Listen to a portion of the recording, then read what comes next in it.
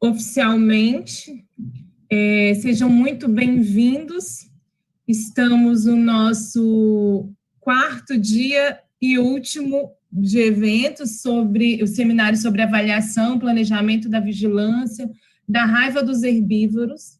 Tivemos 3 dias de muito trabalho, e trabalho muito produtivo, inclusive, muitas discussões, os 2 workshops que aconteceram ontem. Nós, da Academia Finatec, estamos muito felizes de fazer a gestão desse projeto, e nós, nesta manhã, gostaríamos de apresentar para vocês a Academia Finatec, a Finatec. Nós fomos procurados, inclusive, por muitos participantes de vocês, aqui via chat internamente, querendo saber como funciona o trabalho da Finatec, da Academia Finatec, e nós preparamos um vídeo institucional para apresentar a fundação, que é a principal fundação de apoio da Universidade de Brasília, e depois nós vamos disponibilizar aqui no chat o nosso site, que é www.academiafinatec.com.br, para que você possa entrar em contato conosco, caso deseje o nosso auxílio com projetos, cursos, eventos, enfim, nós estamos à disposição de vocês. A orientação do nosso evento hoje é que você pode e deve participar com considerações e perguntas via chat. Temos aqui os nossos palestrantes, que vão ser apresentados pelo professor Vitor, então fique à vontade de participar do evento, você é muito bem-vindo nessa participação. E agora eu gostaria de apresentar a vocês a nossa instituição.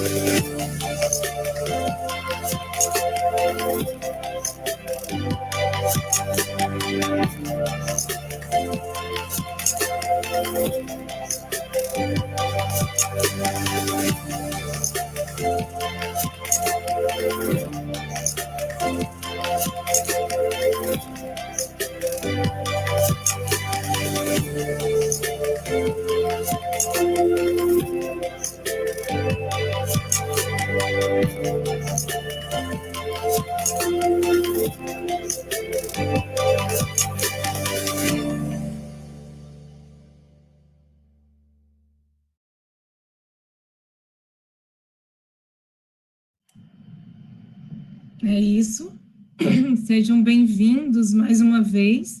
Uma última instrução, professor Vitor, e a todos os participantes, é que o nosso evento está sendo traduzido, e na barra inferior do Zoom, você pode escolher o canal e a língua que você quer acompanhar.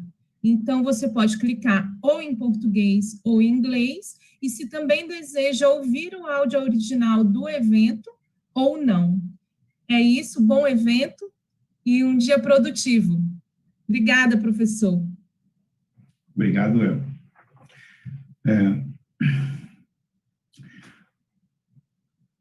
Bom, gente, bom dia a todos, mais uma vez. Nós vamos, então, dar início ao nosso webinar sobre aspectos econômicos de sistemas de vigilância em saúde única. E eu gostaria só de, antes de começar o evento, mais uma vez dizer que este webinar, apesar de ter um tema muito específico, ele está enquadrado num evento maior em que a maioria dos presentes participaram, muito focado na questão da vigilância da raiva transmitida por morcegos.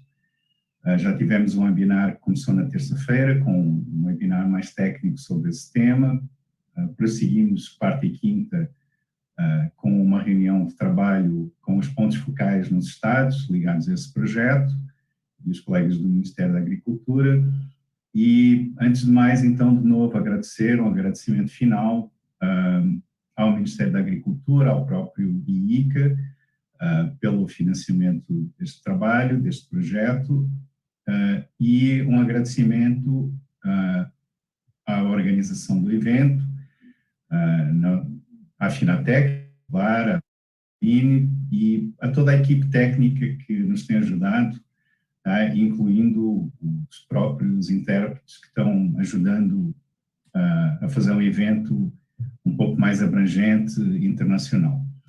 O evento de hoje, a língua original dele, digamos assim, será em inglês, uma vez que temos participantes que vão falar em inglês, para não ficar o tempo inteiro mudando do português para o inglês, fica mais fácil quando começarmos, de fato, as apresentações simultânea ao longo de todo o processo. Portanto, eu vou passar a apresentação do primeiro palestrante e, a partir de agora, então, vou passar para a língua inglesa e, portanto, fiquem à vontade, quem quiser passar, entrar no canal respectivo de tradução. Eu vou partilhar aqui a minha tela, só para que fique mais fácil para vocês seguirem.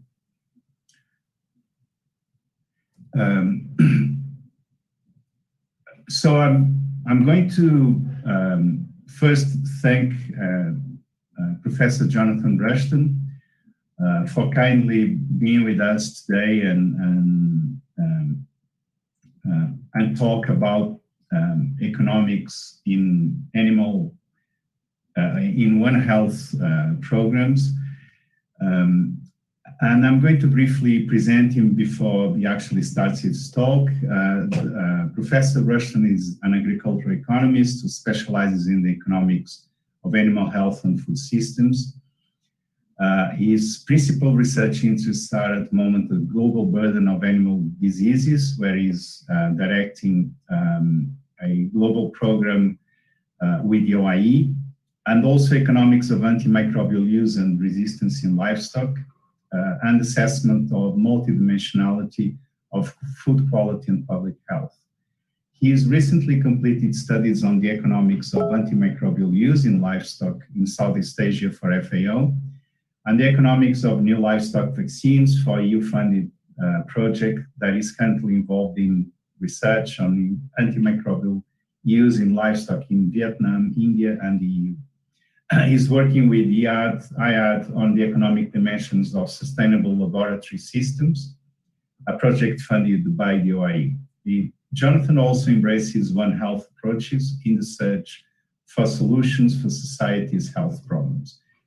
He's currently a professor of animal health and food systems economics at the Institute of Infection, Veterinary and Ecological Sciences at the University of Liverpool, and leads a University Center of Excellence for Sustainable Food Systems, and is also part of the NIH Agri-Food Program. He's also adjunct professor in the School of Behavioral, Cognitive and Social Sciences of the University of New England, Australia, and president of the International Society for Economics and Social Sciences of Animal Health. In 2020, he became a senior EAD fellow in epidemiology at Texas A&M. So I should add to this introduction that Jonathan and I worked together 25, well, in the 90s, you do the math, so it was quite a long time ago. When we were about 30, we're approaching 60 now. And that was at the Veterinary Epidemiology and Economics Research Unit, which was sort of groundbreaking group funded by Peter Ellis that almost 50 years ago started bringing economics into the world of epidemiology and animal health with a very practical approach. And that changed a lot of things in the world of epidemiology, I think. The thing is, we were doing this in the 80s, in the 90s, and it seemed to be a new field, a very interesting and very exciting development to actually bring epidemiology into animal health as a tool for providing animal health solutions. And actually, we didn't use that word in those days, but One Health solutions, but with an economic perspective. The world was very different then. We didn't have cell phones, internet, and a lot of these things. It was very strange, probably for many people watching us. And the world changed a lot, but I'm not so sure the world of economics in animal health problems and actually changed that much. But one thing I'm certain is that no one did so much to actually develop this field over the last 20, 25 years as Jonathan Rushton. So I'm very pleased and see what he has to say to us now. So I'm very pleased and very thankful to have Jonathan with us today, as well as Sarah and Sylvia, but I'll present them, Sarah after Jonathan's talk. So just a note of order, we'll proceed with the two talks without questions in between.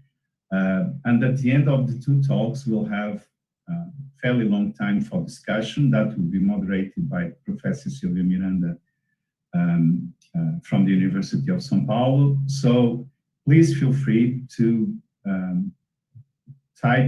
use the chat to raise questions, because we'll be taking notes throughout, and then we'll group them in main topics, and so you can provide your own inputs to the discussion, okay? So now to Jonathan, and again, Jonathan, thanks so much for being with us. Vitor, thank you so much for that kind introduction, and also for inviting me to talk today. It's a great pleasure taking part in this event. It's a little bit of a shame that I couldn't be in Brazil, but it's a country I'm very fond of. I lived 8.5 years in Bolivia and spent 1 or 2 occasions actually visiting Brazil and working with Vitor back in the 1990s, in the 2000s. So Vitor came to me and asked me to talk a little bit about the economics of surveillance, and I'm going to approach this in a slightly different way, because I think Sarah's going to cover more detail about the economics of surveillance. I want to talk a little bit carefully about the economic of assessment of interventions and the need for good baselines and the role for surveillance in that process. This is a piece of work that's from me, but also with my staff at Liverpool. And it also involves contributions from people across the world who are working in the Global Burden of Animal Diseases team. And I want to start with a challenge which I thought about back in 2015 when I gave a talk at ISFI that Vitor also gave a keynote presentation at, where I kind of see the world from an economic perspective of thinking about how do we understand the context in which we're keeping animals, How would we identify weak resource allocation, understand why it's weak, and then reallocate resources? And yet, what I've increasingly done during my career is a slightly different approach, what I would call an animal health approach, where somebody comes to me and talks to me and says a disease is important. It might be FMD or it might be bovine tuberculosis. They usually have a strategy already developed and they want an economic justification to make sure it happens, and the program begins if it's accepted by the finances. There's obviously a difference between these two approaches. With the economic approach, we're looking at adding value through searching for optimality. And I think largely the way we've used economics in animal health is actually thinking about adding value through advocacy. And I think our challenge in the next time period is how do we bring these two things together? And one of the things that I think is very important as we start to begin that discussion or that thought process is that actually we've got two different languages. So with any disciplines groupings, we tend to talk in a slightly different way. We use different terminologies. So if we look at the economics and finance area, we're thinking about things like labor productivity, employment, gross domestic product per person, fiscal deficits, surpluses, returns on investment if you're talking to business people. But in our surveillance world, we're very much wedded to the kind of technical biological side of thinking about the sensitivity and specificity of tests, the incidence or prevalence of diseases, R-naughts, cases per 100,000, time to detection, case fertility rate. Now, this language here has become incredibly familiar to us during this COVID-19 crisis, but I'm not sure this language over here has become very familiar to us. And it's trying to translate our very strong, pervasive surveillance language and translating it into the kinds of things that will light the boxes for our economics and finance people. So I'm going to start with a couple of premises that I want us to sort of remember as I go through the presentation. I think our surveillance systems need to start very seriously including socioeconomic data that they capture and analyze alongside the disease work. And the reason for doing that in part is because I think we need to generate information not just about disease presence and absence or disease levels, but we also need to think carefully about the economic impact of animal health and welfare of the animals we keep in society. And if our surveillance systems start to be able to do that, they can start to translate that surveillance terminology into a language that can be appreciated by economists, finance ministers, and financial directors. And with that, and this is my hypothesis, we could well start to achieve a more sustainable flow of resources, both to support surveillance activities, but also to think about the more wide-ranging mitigation work that we need to do in the livestock sector to actually achieve better outcomes for society. So what I'm going to cover with the talk in general, with that background, is why do we need baselines to understand normal patterns? How might we use those baselines to actually trigger active investigations?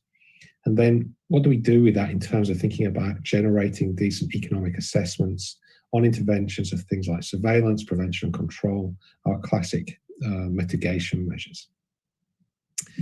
So let's start with thinking a bit about baselines themselves. A baseline obviously indicates an initial situation. We might go to a farm and think more carefully about, from a business point of view, what kind of gross margin is there? What's the difference between our variable costs and our output from a system? What kind of profit levels are the farmers actually achieving? From a surveillance perspective, we might be interested in thinking about which diseases we have in that population, what health problems do we have, are they at acceptable levels, is mortality at an acceptable level? And for trade-related diseases, which Brazil is very, very familiar with its successful campaigns on control and eradication of classical swine fever and foot and mouth disease, we want to have diseases at a zero level. We want to have an absence of them. But it's actually pretty rare that a surveillance system actually generates the acceptable levels of production, of movement and disease impact. My own country wasn't tracking production or movement when we had our foot and mouth disease outbreak in 2001. So actually we didn't understand the risk profile that was actually going on in the country at that time. And we allowed really a movement of disease across the country because we didn't understand the movement patterns and the risk issues attached to that. So how do we use those baselines? And again, from a sort of economic point of view, we perhaps go down to a farm level where we're thinking about that difference between the variable costs and output to estimate the gross margin. We could do comparisons between cropping and cattle enterprises. And with disease impact assessments, we might want to start to compare what we think is a total burden of, say, something like foot and mouth disease against a disease like African swine fever, and do some kind of comparison. Now, these numbers are very attractive. Everybody likes to see big numbers. Everybody likes to sort of do comparisons. But to actually interpret them and actually generate useful information, we need to understand how they're generated. And with a gross margin or with a disease impact assessment, we should really pull apart how they've been calculated, whether the analyses that have been done are actually from a similar time period, and whether we can actually make comparable estimates between different situations. So a single number from these baselines usually isn't enough to actually do very much with. We need to actually pull it apart a little bit and understand all the empirical data and the assumptions that actually support that figure. So once we have a baseline, we've got a basis for actually doing economic analysis of animal health interventions. And it's important that we use those baselines because we must remember that actually without the intervention, something else would have happened. So we actually have to have a baseline to sort of model the future or even the past without that intervention taking place. If we're doing an analysis for the private sector, we need to understand how we improve profitability and the outcomes for a farmer or a food business operator. And such an analysis needs to take a baseline where we're taking into account the opportunity cost of not investing in other activities because of the animal health situation we're looking at. When we're doing work for the government, it's slightly different. The government is searching for solutions that actually shortcut the development of the livestock sector through better animal health issues. And it's looking for ways to actually develop that sector faster that couldn't have been done without that government intervention taking place. And our baseline is actually the underlying trends of the kind of private sector operations that are actually driving that sector forward with a certain health status. So in a very sort of simplistic term, we perhaps think about an intervention over a 10-year period with some kind of estimate of the benefits less the costs, and then align with regards to the intervention. And it might be assumed that we can take a fairly simple, straightforward assumption that everything below that line is actually the benefits. But we need to fit the baseline. So we need to have a situation where we've got a without the intervention situation and a with the intervention situation to actually estimate the net benefit of the intervention. Now, that's actually a very simple situation where we're assuming that everything remains the same across that time period without the intervention. What normally happens, which is slightly more complex, is that even without the intervention, there will be a slow improvement in the animal health situation.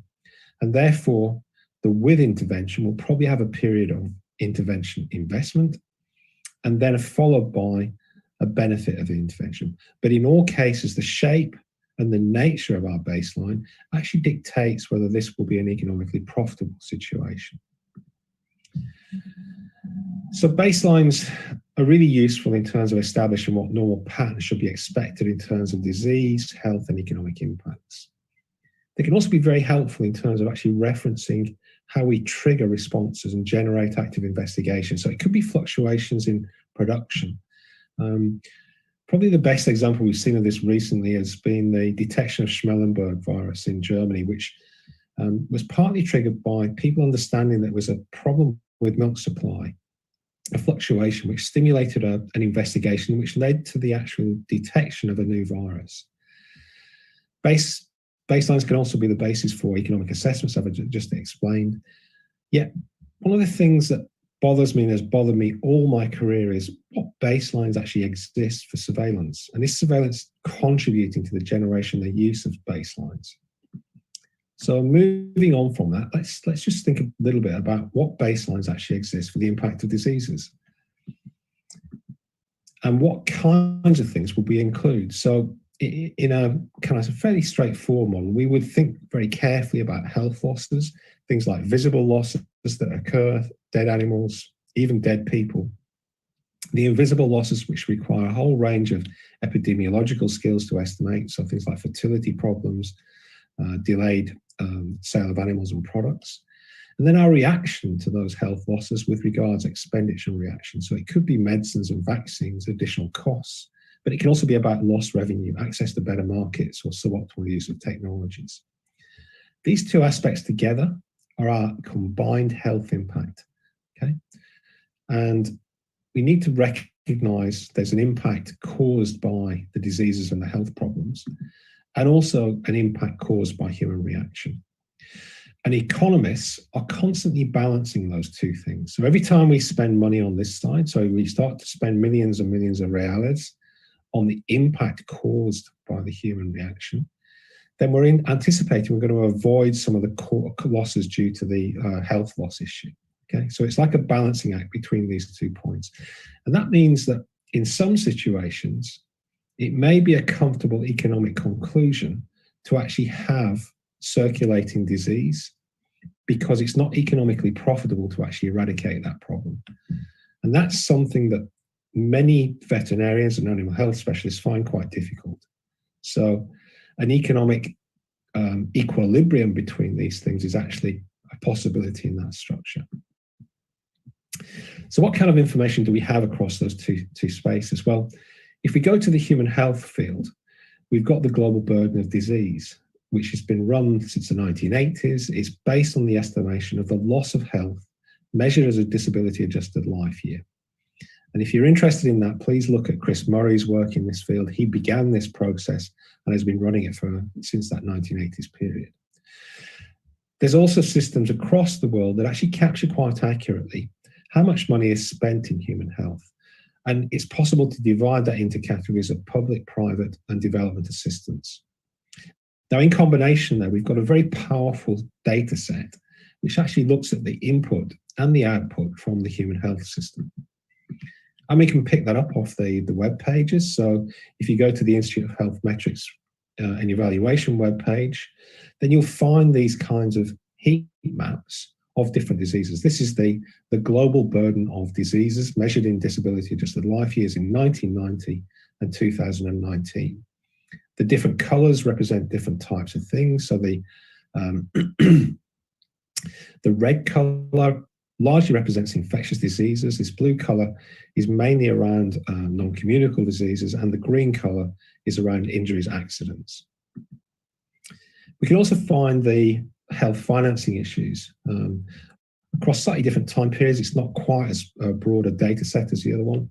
Different colors represent different types of support. So the blue is the government.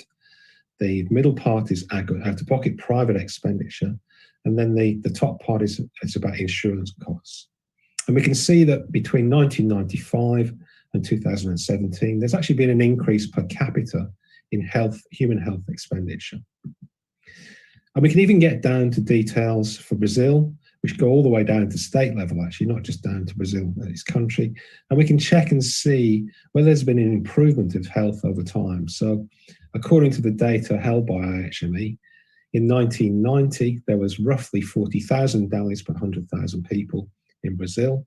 And by 2019, that had actually reduced to 30,000. So actually an improvement in health over time, and also a changing pattern of diseases. So less infectious diseases, and much more important are the non-communicable diseases in that particular structure. And we can look at the health financing. So part of that improvement in health has been due to an increase in expenditure. And it's changed from about $500 per person in 1995 to $817 in 2017. Now, this kind of information then becomes quite important. We can actually start to analyze and check to see whether policy changes in Brazil or in the global level are actually having impacts that are positive with regards overall changes of health overall, but also in the patterns of disease. And we can see that Brazil has actually managed to control pretty successfully a lot of infectious disease issues, and has also managed to sort of bring down the disability-adjusted life years across the population during that time period. So a nice sort of success story.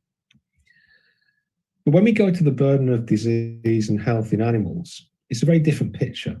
We've got some global estimations for individual animal diseases. The work I did with Theo Knight-Jones that we published in 2012 for FMD was a very sort of broad sweeping overview of what we thought was the case at the time. I think you can pull apart some of the analysis we did, but it was an attempt to actually look at that. Dama Blake at the Royal Veterinary College has recently published something on coccidiosis in poultry. Got a nice country level study for Great Britain, which looked at a small group of endemic diseases led by Richard Bennett at the University of Reading, but that's never been repeated. And there's actually no real systematic collection of data on the losses of production or expenditure in animal health. If you even look for the expenditure part in animal health, it's very difficult to get hold of those data. And in general, there's no real agreed method for the estimation of the burden of animal diseases, which would be similar to the DALIs and global financing work that's done for human health. So at the moment, we have no system that captures the burdens of animal diseases at either a local, national, or global level. And for an economist, that's a problem because we don't have those data sets where we can do analysis, we can check to see whether our policies, our shifts in expenditure are making a difference overall. And hence, the build-up really is that we have started this global burden of animal disease program. We've been in a planning phase for a couple of years. We're now supported by the Bill and Melinda Gates Foundation and the UK's Foreign, Commonwealth and Development Office to actually take this forward in terms of a rollout program. And I'm going to work through and just explain to you what we're doing. So the approach we're taking here is not straight away disease focus. It's a focus on the health and welfare of animals, which in part is due to infectious diseases, but not only due to infectious diseases. So it differs from the current infectious disease focus that most animal health assessments actually take. And it follows the kind of pattern of investigation that we use for human health losses. Now, for some people, not taking this immediate disease focus might make people uncomfortable because it's new. But I think for livestock keepers who are struggling to manage endemic diseases, production problems, even injuries, accidents, and predation, it might be a relief to see a process that actually includes all those problems rolled together. And I'm going to sort of try and explain to you what we're doing in that process. So our analytical structure at the moment starts with the livestock populations. We want to estimate the biomass and also the economic investment in those animals and the infrastructure that we're required to look after them. We're then going to calculate something we're calling the animal health loss envelope. Don't worry too much about that terminology. I'm going to come back to that in a minute. And we need to understand how much are we losing and how much are we spending from that animal health loss envelope. So this again mirrors that burden of disease I talked about before, the spending and also the loss of production. We then want to attribute that by disease, health problems and accidents to understand the absolute burden for each disease or maybe a syndrome, and also its relative contribution to the total burden that we've calculated here with the animal health loss envelope. Once we've done these calculations, which are very much more at a sort of farm level, sector level issue, we want to think more carefully about the impact across the economy. What we'd like to do is actually assess who across society is actually affected by this burden of animal diseases. Is it consumers? Is it the food system? Is it the livestock producers? Is it the input providers? So let's start from the perspective of thinking about where we go from populations all the way to numbers. So we'd start with, say, 1.8 million dairy cows. This is roughly the number of dairy cows we find in the UK. You can perhaps split them up into different categories in terms of their intensity of grazing use. And once we get down to a certain level, we might want to think more carefully about the farm size itself before we get down to the actual individual farmer in that situation. Now, at each of these levels, we could do a calculation of that animal health loss envelope and also some attribution scores. Biomass is critical with regards taking this forward. I say this from the perspective that increasingly in the world, we've got problems with regards to environmental footprint of diseases. So we need to assess the total weight of the animals to understand the pressures on grazing and forage, feed inputs in terms of the intensive use of concentrates or housing, waste and slurry management, but also that production of methane gases and other air pollutants. Biomass may well change over time with changing demands of livestock. So what do I mean by this? Well, If you come to my country, we tend to only eat turkey during the Christmas period. So there will be an increase in the amount of biomass of turkeys in the UK from maybe about the midpoint of the year all the way through to Christmas, and then it drops again quite suddenly. Breeding seasons also make a change in the biomass aspect across the world. And yet this biomass is actually not widely available as a database. It's not particularly well studied. So we are discussing at the moment within the team how we do this. Should we use standard conversion factors to actually calculate the biomass? Should we start using slaughter weights and killing out percentages? Or should we get even more complex in the sense of looking at the herd structure, the growth rates, the slaughter weights, and also the agreed killing out percentages to get a much more refined estimation of biomass? Now, whether this makes a huge difference, I'm not so sure. But our initial calculations for our work done in Ethiopia indicate that with these first more crude versions, we're looking at something like about 11 million tons of biomass in the cattle sector. With the more refined process, it's more like 15 million tons. And that's obviously quite a big difference across those population groupings.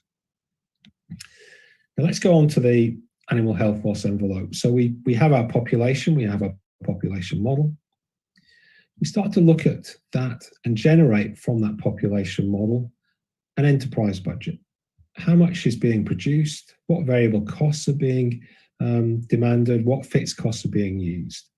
And from that, we can calculate the profitability of our livestock system at this particular point in time, with all the health problems and all the disease problems imbued in it.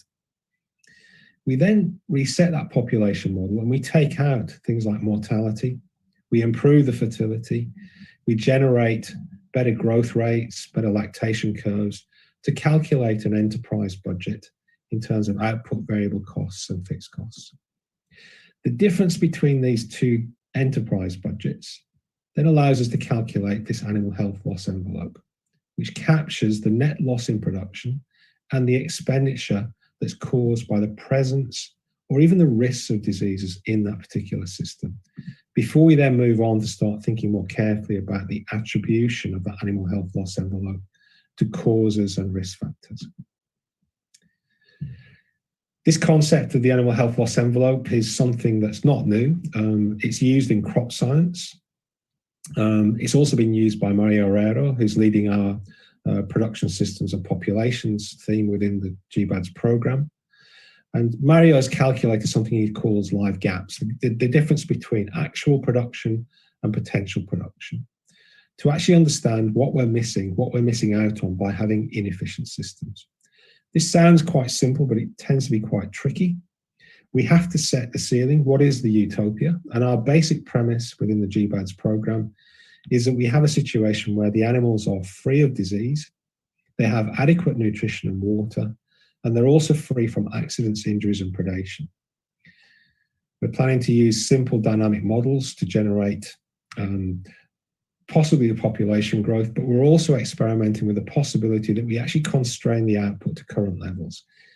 I'm increasingly moving towards the idea of constraining output, and that in part reflects the fact that we're in a situation in the world now where we don't need more output actually from our livestock sectors.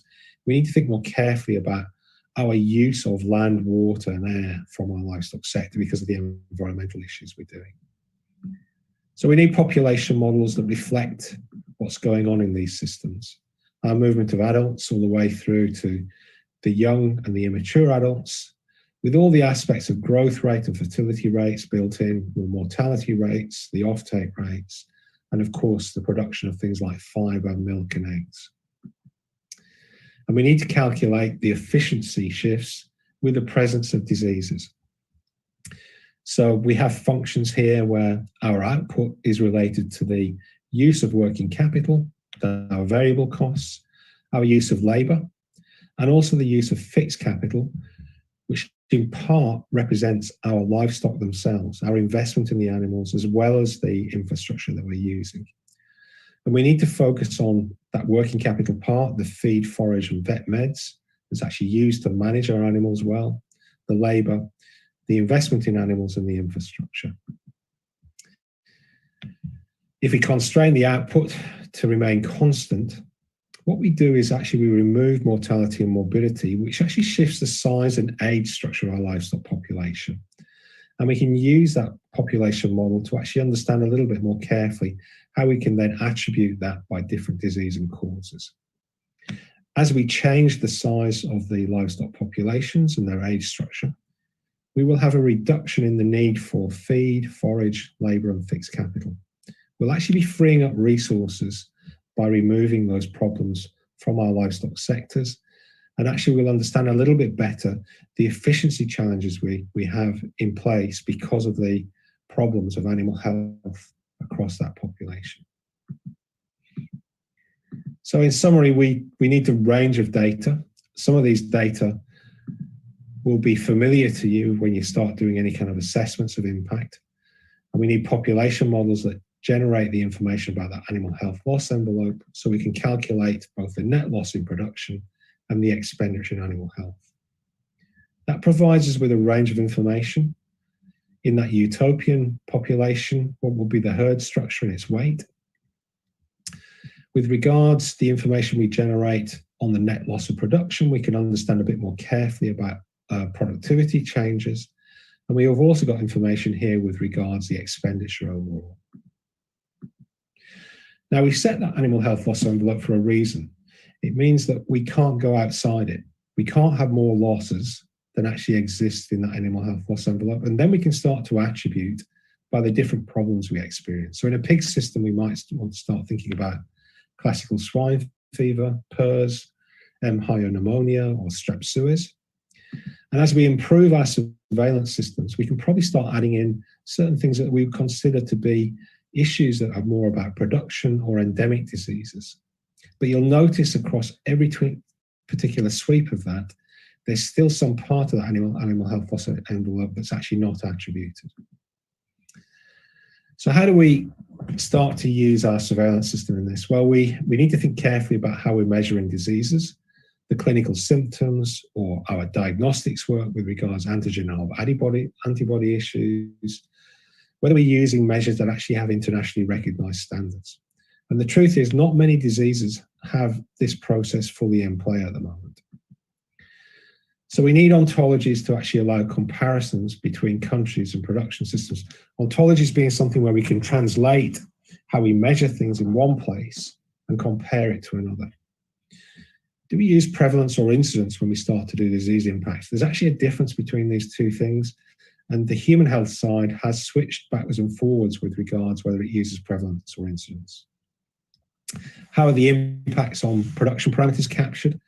There are a number of studies for things like foot and mouth disease, which will actually look more carefully at the impact on lactation yield, but they may not have information about the mortality rate changes. And will we only look at syndromes rather than diseases where we've got an absence of data? Now, João Afonso, who's working with me and has actually worked with Vitor in Brazil in the past, he's looking at this more carefully from a perspective of thinking about lameness in dairy cattle in the UK. He's gone through a systematic review to actually look and see how we're measuring lameness in the UK. And he's come up with about 17 different types of ways of measuring lameness.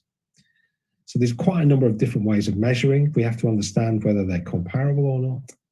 And therefore, we need to develop ontologies to actually compare across different studies.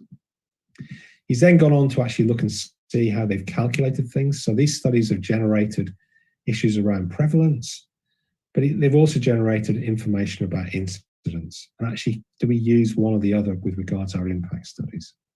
But once we come across those problems, we can start to then attribute by the different problems. We can think more carefully about attributing the production loss and the expenditure by the different problems we have, and then do a combination of the two things to understand whether we've got good resource allocation between our expenditure and the loss picture that we've got within that system. So here again, we're more carefully at the economics of that situation rather than just the presence or absence or even the levels of diseases. And again, the population model comes into play because we can add in those diseases into our population models to understand its impact on things like fertility rate, mortality rates, or the outputs of things like milk, fibre, or eggs. And with regard syndromes rather than diseases. Work we've done fairly recently has actually put together things like bovine respiratory diseases, because we couldn't actually separate out the problems in a place like France to actually calculate the impact on efficiency in those situations. And we've done little bits of work with regards thinking about the global impact of the loss of meat in the chicken and swine sector. This is work done by Kevin Watkins in the US. Quite a wide range of variation across that time period, with between 5.8 to nearly $20 billion lost in a year. Everything I've talked about so far is very much about farm level impacts. We want to think carefully about how do those farm level impacts associate themselves with maybe intra-household issues. Does it affect women? Does it affect men? Does it affect the children in the family? So those are things that we need to think more carefully about. And we need to think about how it affects our food systems. Brazil is probably one of the most complex livestock production systems in the world. Many industries that you have in Brazil export products internationally. They're very dependent on quite complex food systems that require thought about how changes in our livestock output actually impacts across the economy, and also in terms of government expenditure, to get a better idea about the total economic impacts. My colleagues, Dustin Pendle and Tom Marsh, have done this kind of work to look at the potential impact of foot and mouth disease in the US.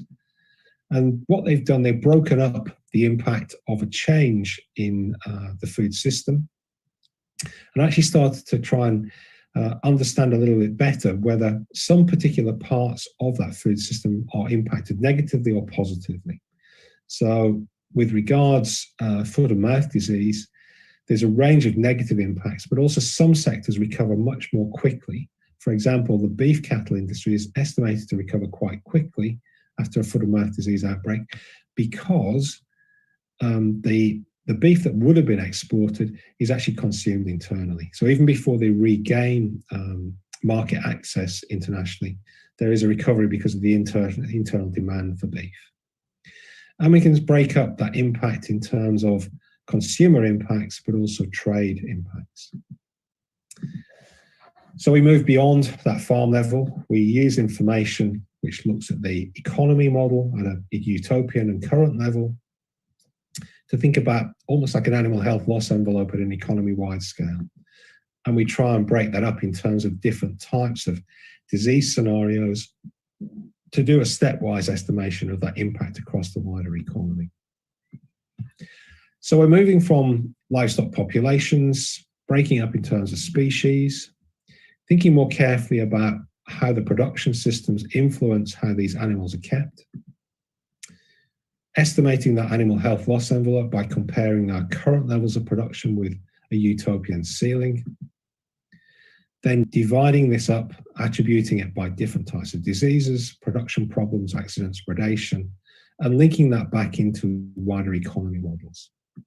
Now, we need data to actually do this properly, and we are welcoming any opportunity to link with people. We're already talking, Vitor and I, about the possibility of doing some work in Brazil, and I look forward to the opportunities to do this. We need analytical structures to sort of help this process, from population models all the way down to our economy models, to generate a useful set of data around biomass, but also around the whole economics of animal disease process. And I would argue that as we move forward, this needs to be part of our modified surveillance system. This data capture across the economy and the disease space, the analysis to actually generate something where we can translate our surveillance and prevalence issues into economic terminology. So the framework I've described is quite innovative. But it's relatively simple. There are some bits of complexity that we're still working on. It can be applied at different scales, at a global, national, local level, and also at a household level. And it generates a whole range of accessible information: animal biomass, the economic investment in animals, two things that are not currently available in any economy that I know of: the animal health loss envelope, the estimation of the loss of production and expenditure, the attribution by disease, nutrition, and accidents, and economic impacts. And our intention into the future is that we start to publish the same kinds of data that the human burden of disease works on, with a slightly refined thing. So we're looking at loss of production and expenditure. And we should aim to do this over periods of time, probably working historically as well as moving forward to actually understand patterns of change with regards to the burden of diseases over time. Different scales, doing global work, doing country level work, and coming all the way down to local level impacts. If we do this well, and it's our intention to do it well, we start to identify where we've got inadequate animal health investments. We can also look more carefully where investments in animal health are actually badly allocated. They're not targeting the right sort of diseases or health problems. If we generate longitudinal data sets, we start to have the past animal health policies and projects, and we improve the baselines for future evaluations of investments. So the better mapping of animal health investments actually allows us to say something more carefully about the sustainable development goals that we're actually targeting. So we start to leave behind a legacy built on this spine of moving from populations to burdens of diseases, generates a range of information that's useful for both the animal health sector, but also the investors in the animal health sector. And we start to generate a range of tools, a range of educational materials, and codes of best practice of the use of economics of animal health across different parts of the livestock sector globally. So I just want to finish with a quick reflection.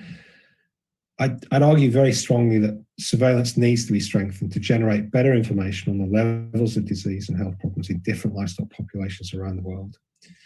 And it also needs to broaden the data capture to actually include livestock production, animal health, animal and livestock product movement, and market prices.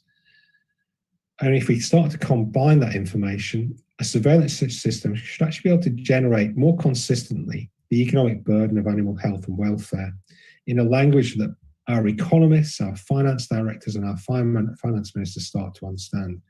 If they can start to understand that, there's a better chance we'll get better financing for the kinds of animal health systems that we actually want. So we need to move to a situation where we have this link between, sorry, that should say susceptible livestock populations, not bird populations, the link between our animal populations and our producers.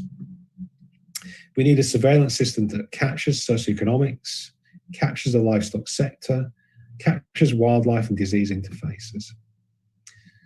Based on a passive surveillance system, we should be able to generate pathogen banks, and through that information, actually develop and assess vaccines and diagnostics more effectively.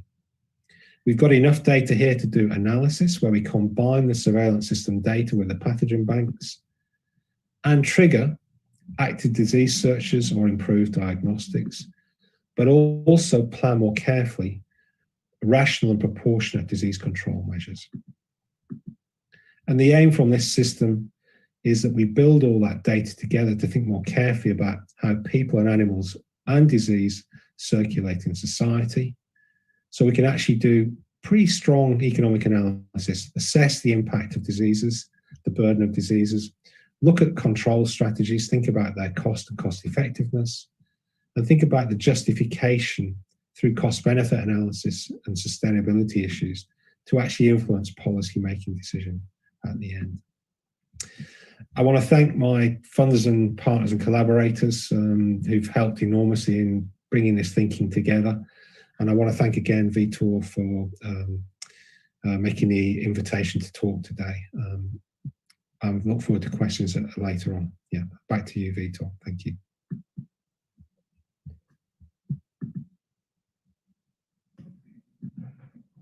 Thank you, Jonathan. So we'll move now to the second talk,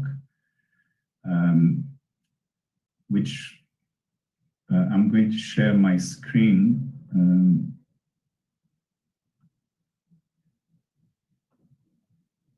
Okay.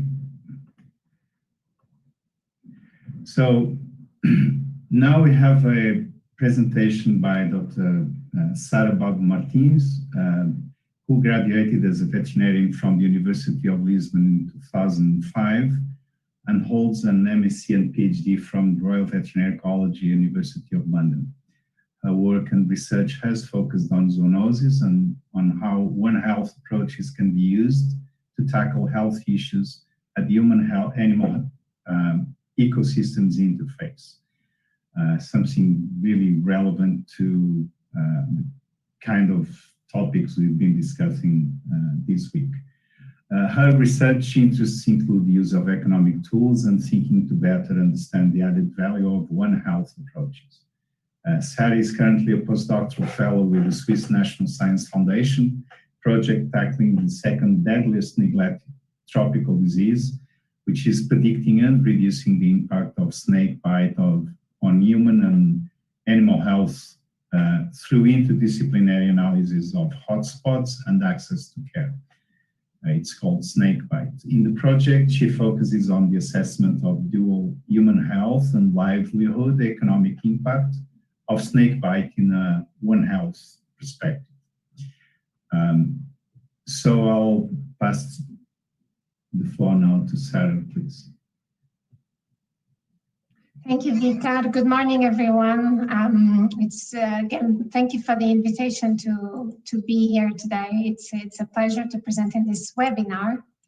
And I'll be talking in the coming 40 minutes, more or less, on the economic assessment of surveillance from a One Health perspective. And in this presentation, I will start by talking a little bit about One Health, about what One Health surveillance is, also on how to frame this economic assessment. How can we look into the economics of One Health surveillance and understand benefits, understand costs to derive value. I'll also be showing some examples of where this assessment, or where we carry this assessment, so some practical examples. And I will conclude just by identifying some challenges and opportunities. So we know that in the last decades, there's been a growing recognition of the impact of health threats at the interface of humans, animals, and their ecosystems in society. And that has really prompted not only the scientific community, but also decision makers to look for cross-cutting holistic approaches to human, animal, and ecosystems health. Such One Health approaches that include the health of animals, the health of humans, and the health of environment are very much based on principles of multi-sectorial work and have as a basis the principle that we should attain better health levels by working together. Certainly the last year and COVID has very much placed a spotlight on One Health, possibly as never before. So within this growing momentum, there's certainly also the growing understanding that we need to start to better integrate and share information from the animal population, the human population, and the ecosystems. And that is increasingly seen as key to efficient health systems. Now, one of the main rationales that is frequently pulled across is this potential for early detection. The potential that we might have that by noting either an emerging pathogen or a certain change in the pathogen level, we might be able to act quickly and therefore prevent cases. Certainly, for example, if we're able to prevent cases in humans, if we're able to detect very early on the pathogen, either in the environment or potentially in the animal population. And that principle is the basis to think about surveillance from a One Health lens. Now, the exact definition of what One Health surveillance is very much like One Health in itself, not completely set in stone, and there's multiple definitions that you can find in the literature. I just pulled some to this presentation, and please have a look if you're interested to read in detail. What I've done is summarize from all these four definitions what I think they all have in common. They certainly, surveillance continues to be, per definition, the systematic collection and analysis of data. But for One Health surveillance, that effort is across sectors, at least 2 sectors, from human health, animal health, plant health, wildlife, environmental, and this sharing of information or integration of information can occur actually in multiple ways at multiple stages of the surveillance process. And that is indeed to produce evidence to have always the outcome of an improved health outcome across sectors. So improving aspects of human, animal, and environmental sectors. And whilst there's this growing understanding for sure, and the growing acknowledgement that One Health surveillance actually makes a lot of sense, the majority of surveillance systems, for zoonoses at least, continue to be species specific. So operating independently, we tend to see human health surveillance streams and animal health surveillance streams.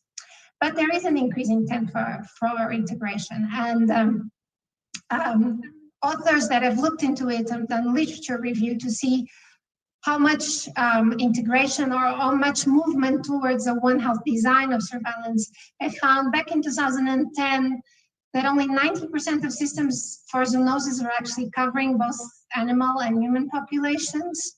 Then Alliday and colleagues found 43% of these systems actually including animal and human populations. And more recently, Wendt and colleagues found 20 systems, but with this increasing trend. And there's quite a lot of good examples from the literature. One that is possibly the most well established in terms of, certainly in terms of length and longevity, is the Danish Integrated Antimicrobial Resistance Monitoring and Research Program, DANMAP. And this is certainly a One Health surveillance system that has been in place since 1995. It's a system that's been collecting resistance data, also usage data from humans and animals on zoonotic bacteria, other indicator bacteria, with multiple sampling sites from hospitals to slaughterhouses. And quite interestingly, DANMAP has allowed to generate a large enough and strong enough body of evidence that has actually translated into important policy changes. So data collected by DANMAP was pivotal, for example, on introducing a ban on the use of antimicrobials for growth promotion in Denmark, but also at the European Union level, as trends between usage and resistance were detected by this system. And it's also been pivotal in identifying the list of critically important antimicrobial agents. Another great example of how a One Health surveillance system can operate comes from Italy and the West Nile virus integrated surveillance system in Emilia-Romagna. Now, this region of Italy has been doing surveillance of West Nile at least since 2009 in multiple species, mosquitoes, birds, and humans, but they started to see they were detecting the virus circulation 3 to 4 weeks before the appearance of actually West Nile virus disease in humans. And by 2013, they decided that the public health actions were going to take place based on the detection of the virus circulation whilst still in animals and not in humans anymore as it was before. So that's very strongly based on the early warning sign that detection of a pathogen, in this case in mosquitoes, birds, and horses, could be giving to prompt public health action. Now, whilst technically we have all the technical arguments, I think, to make sense of One Health surveillance, understanding the added value of surveillance in economic terms, exactly pinpointing its added value, it's still very much a work in progress. There's some arguments that have been put across, not only for One Health surveillance, but for One Health in general. For example, the potential to improve effectiveness of interventions, the potential, and this has been shown by sharing, saving on the operational costs for surveillance, but also for intervention, for example, vaccination campaigns and other mitigation strategies. The potential to better detect disease, potential to have public health benefits by controlling disease while still in its animal reservoir, certainly been shown for brucellosis and for rabies. But it's always put across that it's one of the obstacles yet to the wider deployment of One Health efforts in disease mitigation, the fact that we need more evidence exactly of this added. Economic assessment comes into play, and we've seen in the presentation of Jonathan how important it can be. It allows us to compare options in terms of costs and consequences of our policies and programs. It allows us to understand impact of health threats and see the benefits of any intervention, including surveillance. And it gives us a pathway on how to reach the greatest socioeconomic value relative to a cost. Now, for surveillance, but really for any other policy or program for health, we can do economic assessment at various stages of implementation. This is at the design stage, for example. Even before implementing, we can use economic assessment to give us evidence for prioritization and for decision making. It allows us to understand the impact of diseases to health and well-being. We saw thoroughly in Jonathan's presentation how important that is. It allows us to provide key evidence for advocacy and awareness raising. This is particularly important, I would say, for the case of neglected tropical diseases. It allows us to understand how to better plan interventions, deliver health services, including surveillance, to improve disease outcomes, reduce health inequities.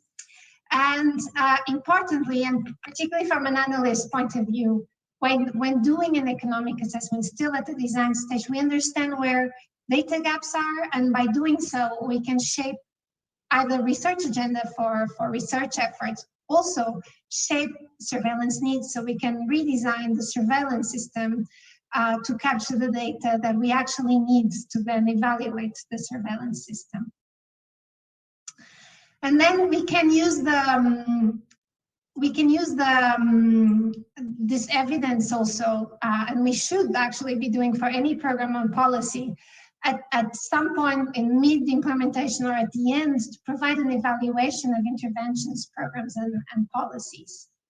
And at that stage, it will allow us to understand if what we've done and the interventions we implemented were effective and if reached the targeted we had for them, and also understand if the resources we had were used optimally. Now, I want to talk a little bit more about the specifics exactly for the economics of One Health surveillance, because looking at surveillance and understanding benefits and costs has some specificities. And that is because for most interventions, we can see health outcomes directly. So if we're analyzing, for example, cost effectiveness of a vaccination campaign, we can see changes in population, in the disease population. Jonathan mentioned incidence, prevalence, burden of disease. So we can see the vaccination having directly, for example, an impact at the population level in terms of disease. Now, for surveillance, this is slightly different because surveillance, per definition, entails the collection of data and its analysis, which is then applied to interventions. And it's through this combination of better data applied to interventions that we actually generate our health outcome. And this is the benefit we will try to measure in our economic assessment. So conceptualizing how surveillance links to intervention is a key step. I would even argue the first step to identify benefits of surveillance, then to be able to identify costs. When we look at it from a One Health perspective, so we bring other sectors, we also need to see how this surveillance information is linking to intervention across sectors. We need to see, for example, if it's a zoonotic hazard that we're assessing, we need to see how is surveillance information generated in one sector, let's say in the animal health sector, contributing to interventions in other sectors, let's say public health. So health outcomes and benefits will always be linked to the application of information across different sectors. And this will really depend on the dynamics of the disease, whereas it's still, is it in the public health population, is it in the human population, is it in the environmental population, and also on the risk profile of the specific hazard. So I mentioned this already, there's this huge potential for surveillance in one sector to offer an early warning sign to other sectors. It's been the case with the West Nile virus surveillance system you've seen in Italy. It's very much the case to other emerging zoonoses. There's also the potential, even if the disease is already present across different sectors, that surveillance in one sector will inform interventions in other sectors. So it's the case, for example, for foodborne pathogens. We can see information coming from the animal population triggering interventions along the food chain. And we can also see that even if the information does not trigger directly an intervention, it will certainly enhance the understanding in other sectors. It will add and it will complete this puzzle of information that other sectors might be trying to put together. So it's also the case, for example, for antimicrobial resistance, as we try to understand better in the public health sector what is happening in the environment sector and the animal health sector as well.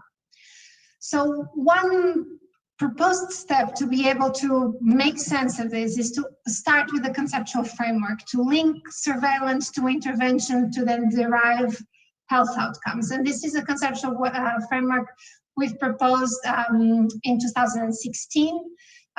It's slightly adapted, and basically you can see three different surveillance systems. When we see it in the One Health, this information comes together. And we can see it triggering activities in the public health sector. I mentioned if it's early warning, if the disease is still not present in the human population, it could trigger preparedness activities, could trigger public health messaging, any rapid interventions. But it can also, even if disease is already in the human population, still inform policy and strategies, either at the human population level, such as vaccination, or for example, any interventions in terms of vector control and food chain. And from this application of information to these activities, we will have our health outcome and the benefit we want to measure, which will be a reduced burden of disease and cost of illness, in this case, in the public health sector. But from a One Health perspective, we also see this information being applied in the other sectors of this triads of human, animal, and ecosystems, also providing early warning, providing information for policy and strategies, and hence having this potential to reduce burden and direct and indirect impacts in the ecosystem and in our animals. Of course, again, from a One Health perspective, we know that after these effects will have a cascade effect on each other. And then I've mentioned this, this information can, even if not used directly for an intervention, can still enhance knowledge.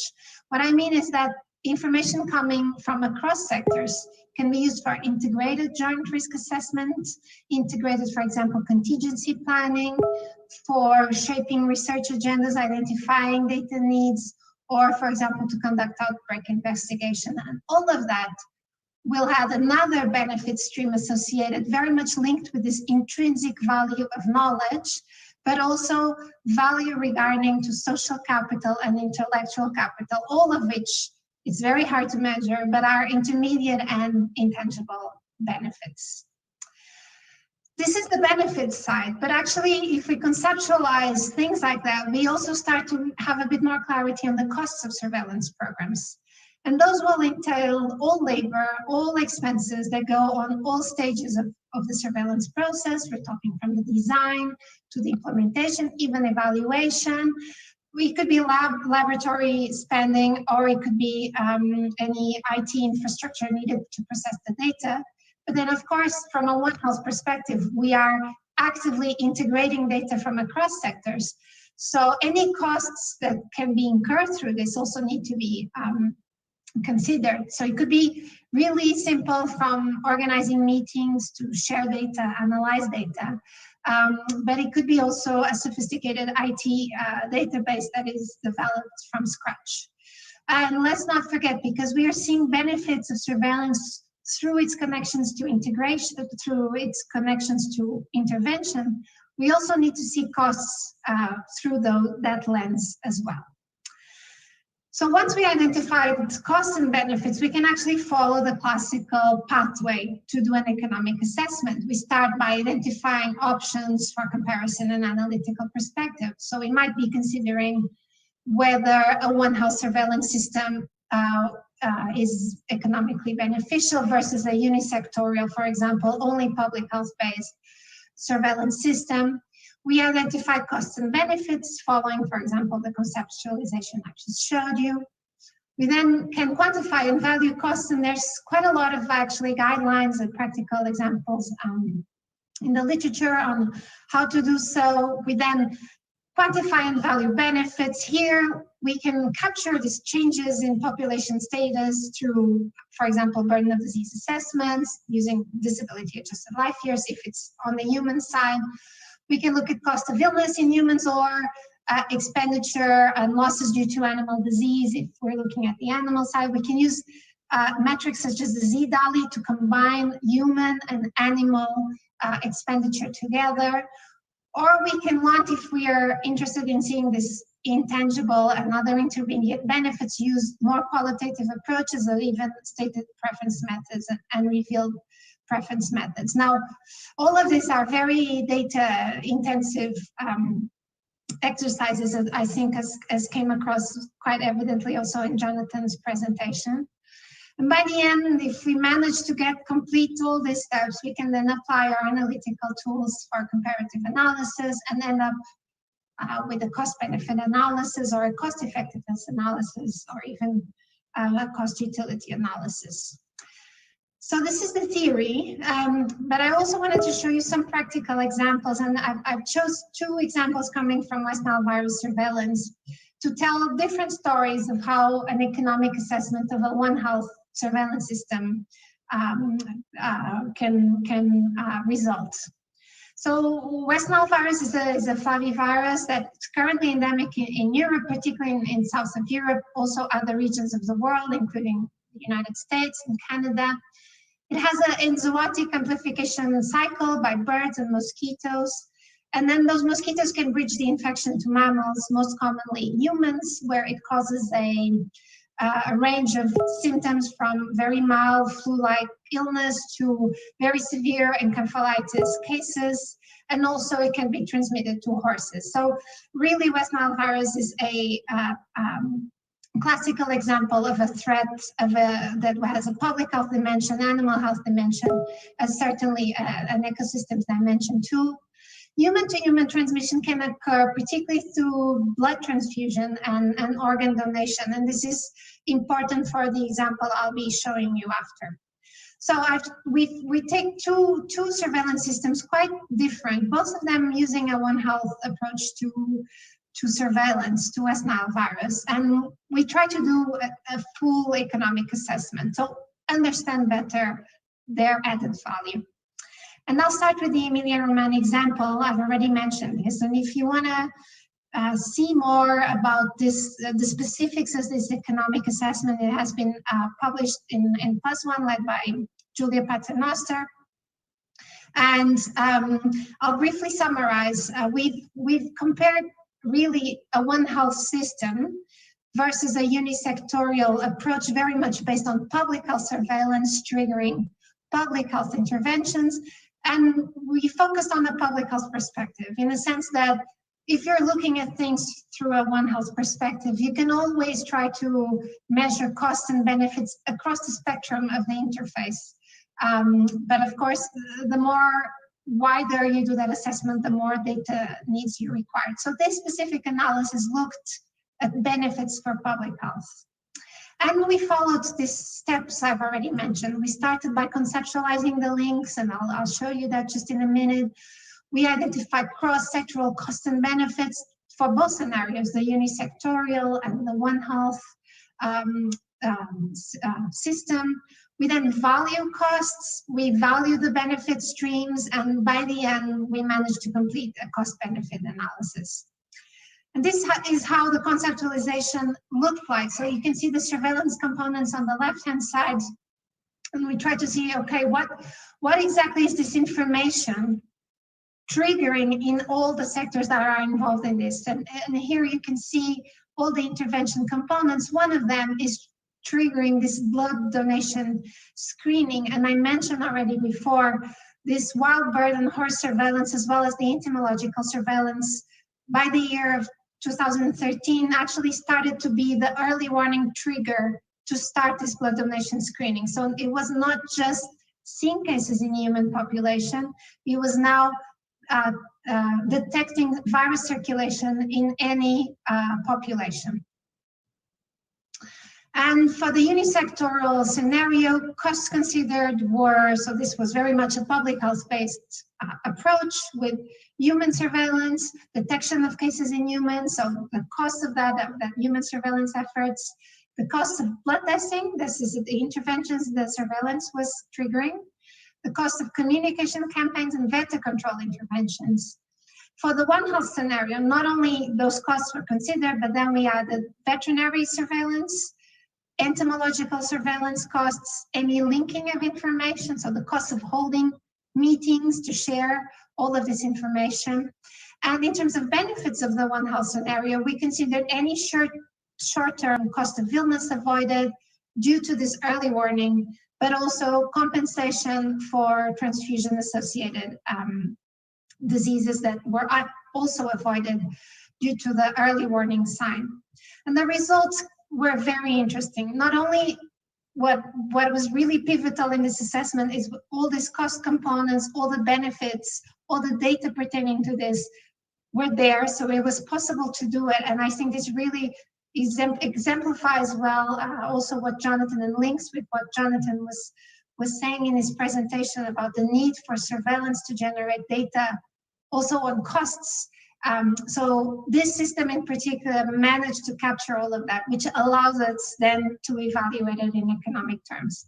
And we saw a cost saving, not only a cost saving in the period of analysis of 160,000 euros, we actually saw quite large benefits. So not only there were 270,000 around that in avoided short-term cost of illness due to hospitalization, but there is also up to 2.7 million euros in avoided compensation to this. So this example remains a very good example of how it's possible to conduct a cost-benefit analysis if data is available, but also a very good example of how a One Health surveillance system actually has a very tangible added value. Now, the other example I wanted to bring today is the UK West Nile virus surveillance system. Now, it's very different because the West Nile virus One Health approach in the UK came about just following the initial reports of the virus in New York City in 1999 and the increased transmission of the virus in France. So the public health concerns surrounding the virus in the early 2000s in the UK started to increase. So it was decided to generate this West Nile virus task force that came together where public health professionals, animal health professionals, and also entomologists came together to share their findings. So surveillance efforts were intensified, contingency planning intensified in the country. There was a lot of initiatives surrounding awareness raising for clinicians, human clinicians and epidemiologists. There was enhanced testing for virus encephalitis in humans, but also routine passive surveillance in wild birds started, and some targeted entomological surveillance for mosquitoes. The disease in horses was already notifiable since the late 80s. Now, all these efforts were ramped up in the early 2000s. Since then, all surveillance streams up to date in the UK have yielded negative results, so there's no evidence of West Nile virus ever circulating in the UK. But we try to look back in time and see whether this concerted or One Health effort to look into West Nile virus had an added value. We started by conceptualizing the links between surveillance systems and the trigger interventions, as I've previously mentioned, and we did identify the cross-sectoral costs and benefits associated with surveillance. So we saw, for example, all of the surveillance information was triggering joint contingency planning. It was triggering research studies, but we weren't able actually to quantify. We did some preliminary assessment on costs and some preliminary assessments on benefits, but the data on costs and benefits was actually just not there. There was also a big time gap between the assessment and the implementation the system. But again, the data gaps did not allow us to completely pinpoint nor the costs or the benefits. So again, another example of why we need to strengthen our surveillance systems to capture also this kind of data if at the end we want to assess the added value that they bring. But what was interesting, even though we did not manage to complete a full and neat cost-benefit analysis, as you've seen for Italy, what came out very interesting, it was this idea of an enhanced capacity, knowledge, and social capital.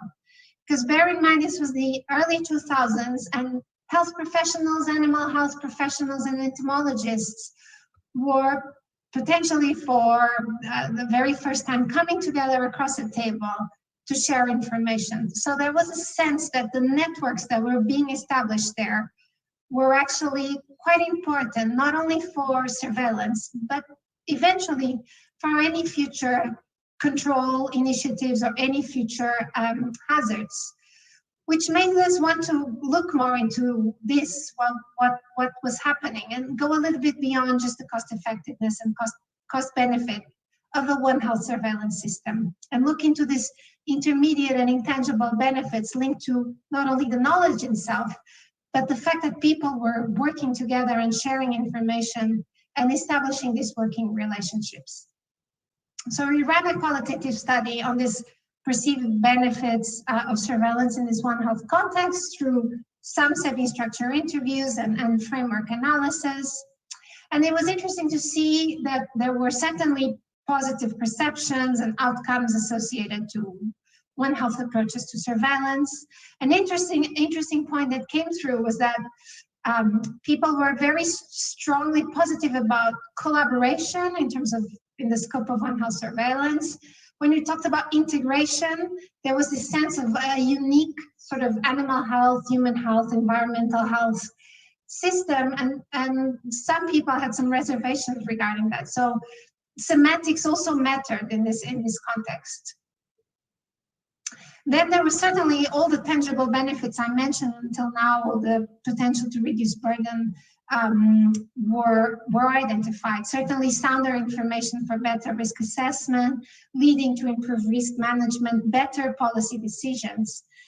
But then these intangible benefits came out strongly again in this analysis. So people were describing this value of sounder information for their own baseline knowledge, for their technical reassurance, but also this generated as social capital and improved overall capacity for zoonosis. The fact that by designing a surveillance system, meeting colleagues across, say, for example, if you're an animal health practitioner, you get to know your colleagues from the public health side and the environmental side. Those are working connections that have social capital, and that could be actually capitalized in the future. So to conclude, the economic assessment of One Health surveillance does require a careful conceptualization of how benefit streams are derived, because they're not immediate, and how costs can be identified. And we need to see it, if we're talking about One Health surveillance, of course, across the human-animal ecosystems interface.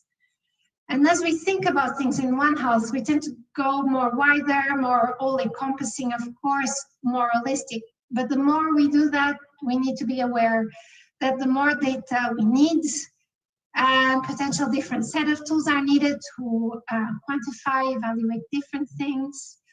We potentially need also different sets of skills, not only animal health experts and economists and public health professional health economists, potentially other social scientists. So the wider collaboration is certainly going to be needed too. And all of these assessments are, of course, quite data intensive. Even if we're just focusing on one part of the triangle between public health, animal health, and in the environment. So there are certainly challenges related to the availability of data. Of course, modeling is a way around it, but there's also constraints, as we know, around modeling both costs and benefits. And And I wanted to highlight also that there is this role when we talk about surveillance, when we talk about One Health initiatives, there could be this role of all these intangible and intermediate benefits that are really hard to quantify, but can be really key in contributing to overall added value. So they should not be underestimated as we start to run these assessments more widely. Now, there's plenty of opportunities, and then if you're considering starting such assessment, there's certainly starting points to frame the economic assessment. There's multiple tools available, not only from the public health side, but very interesting tools from the environmental side, and work to build upon. And this is the type of evidence that can be key, not only for One Health surveillance design and implementation, but also to influence wider policy changes on enhancing cross-sectoral work in the field of zoonoses and other health threats at the human-animal ecosystems interface. So with that, I'll conclude. Thank you so much, obrigada. Thank you for your attention, and I welcome any questions. Vitor, over to you. Thank you, Sarah, for an excellent presentation. We'll proceed now with discussion, and I invite Professor Silvia Miranda from CEPEA at the University of São Paulo. First, I think Silvia will present herself and give a brief overview of the kind of work on the economics of animal health they've been doing there at their group. And then she'll introduce the discussion and we'll take it from there. So Silvia, thank you so much. Thank you very much, Vitor. Good morning, everyone. I am very pleased and honored to have the opportunity to moderate this session, and I would like to start my participation making a couple of comments about the subject and also about the kind of work my research team has been working on in the last years in CEPEA. CEPEA is the Center of Research in Applied Economics from ESALC. ESALC is the College of Agriculture of University of São Paulo in Piracicaba, São Paulo State. And at CEPEA, we have been developing some studies on economic evaluation of sanitary and phytosanitary programs, and sometimes evaluating impacts of pests and diseases, and also pests and diseases that we still do not have in Brazil. Of course, our focus has been in Brazilian interests. I am an agronomist, an agronomic engineering, and my PhD is in applied economics. And I think it's interesting to comment that my main area of research has been international trade, and particularly non-tariff barriers, sanitary, technical, environmental barriers to trade.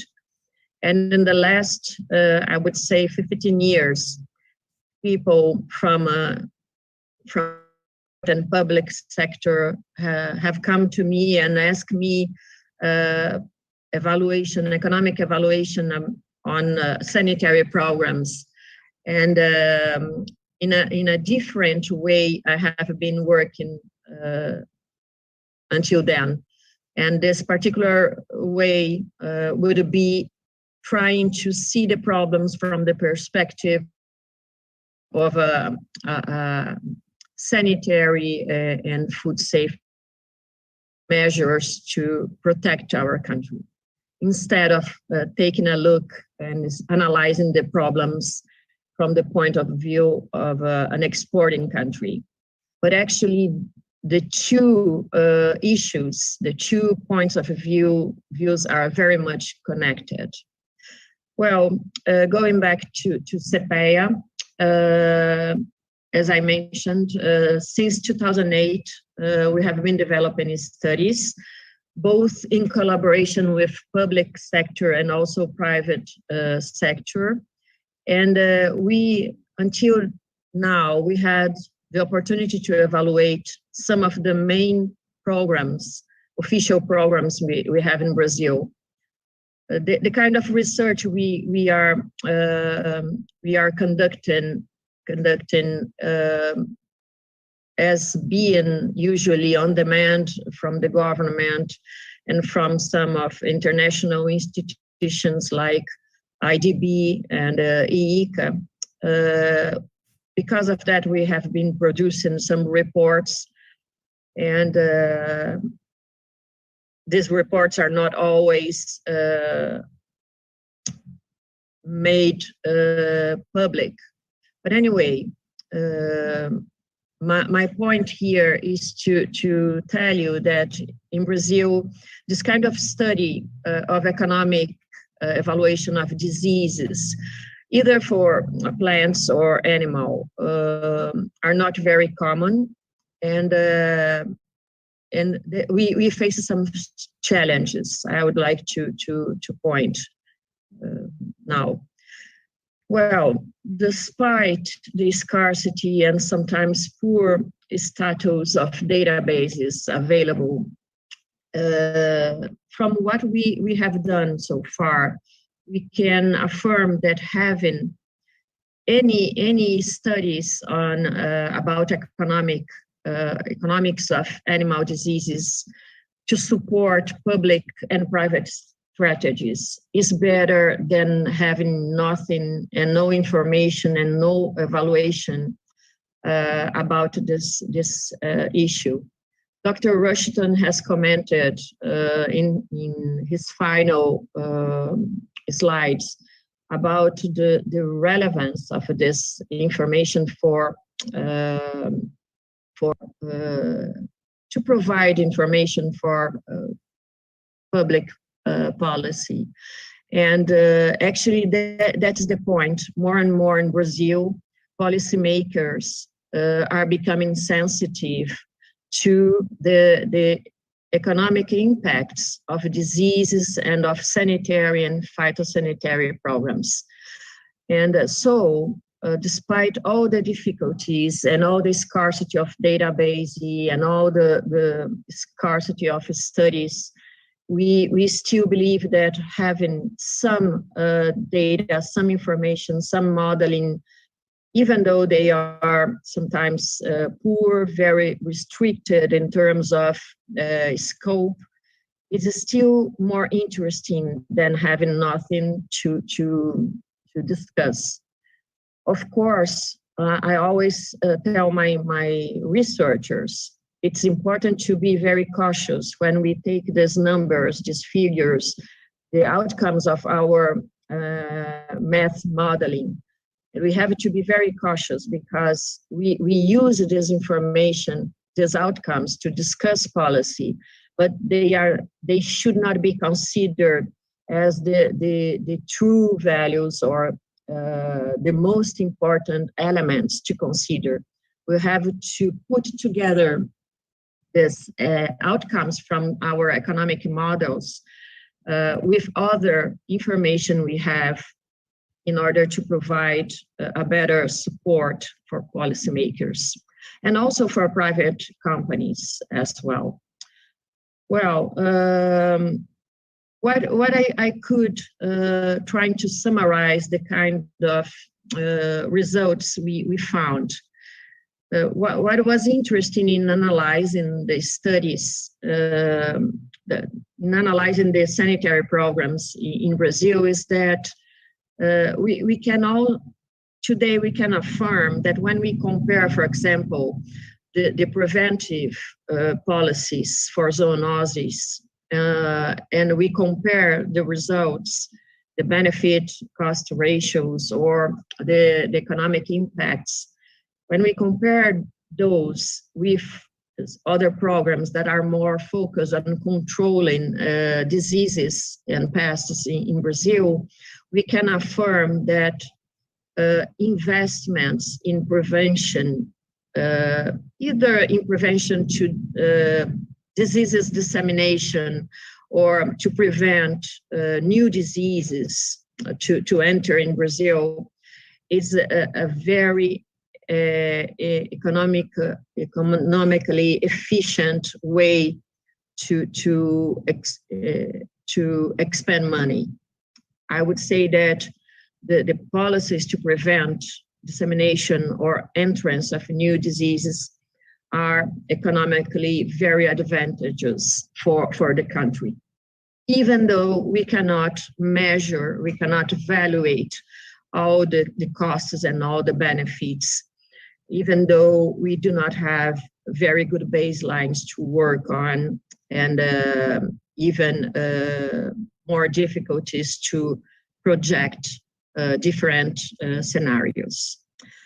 And so we have found large benefit cost ratios, and we have been trying to analyze them, not as absolute numbers and figures, but comparing a long time, comparing among different programs.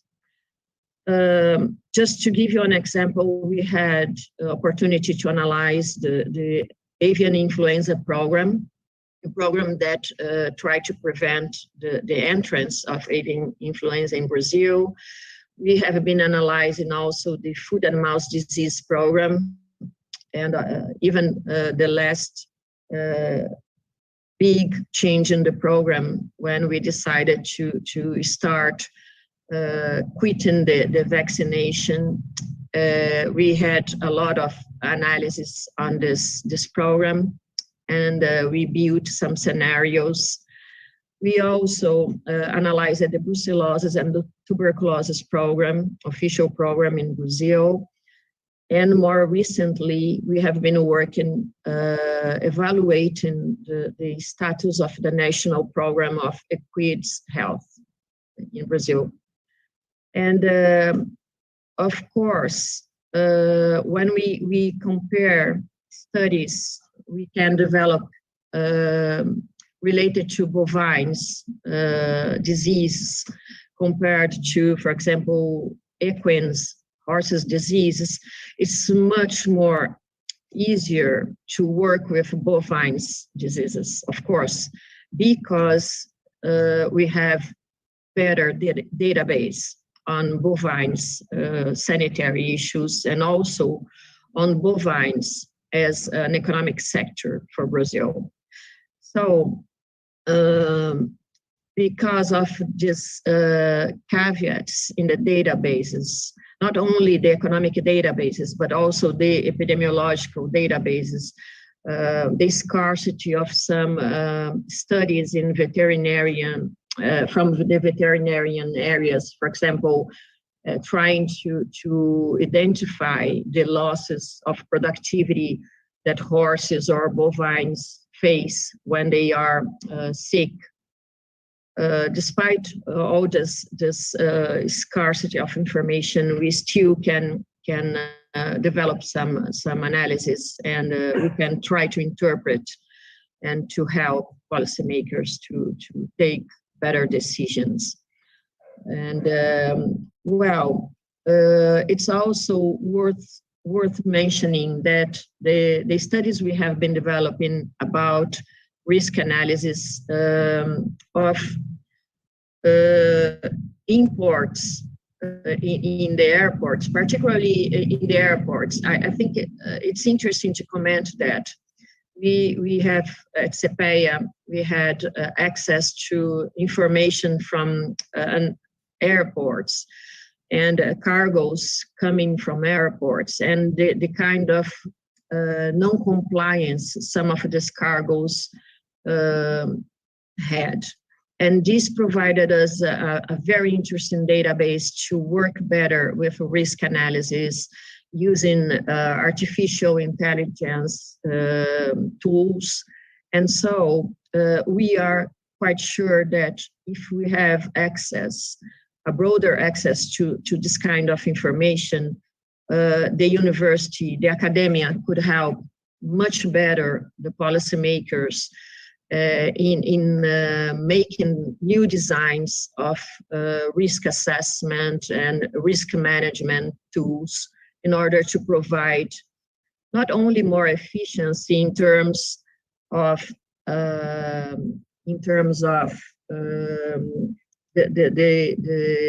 control of sanitary and phytosanitary issues, but also more efficiency in terms of managing resources that we have.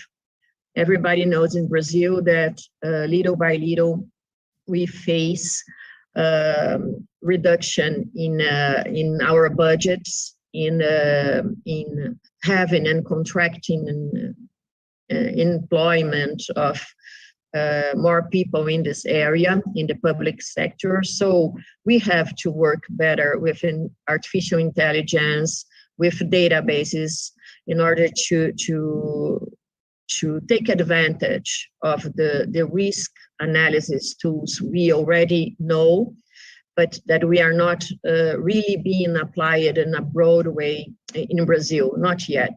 We are moving forward in this field, but I believe from my experience that we can improve a lot the kind of study, the advantage of using this kind of information that usually are are with the public sector, but we also have difficulties sometimes to get access to private databases that would be very helpful to improve the kind of study we have been discussing this morning.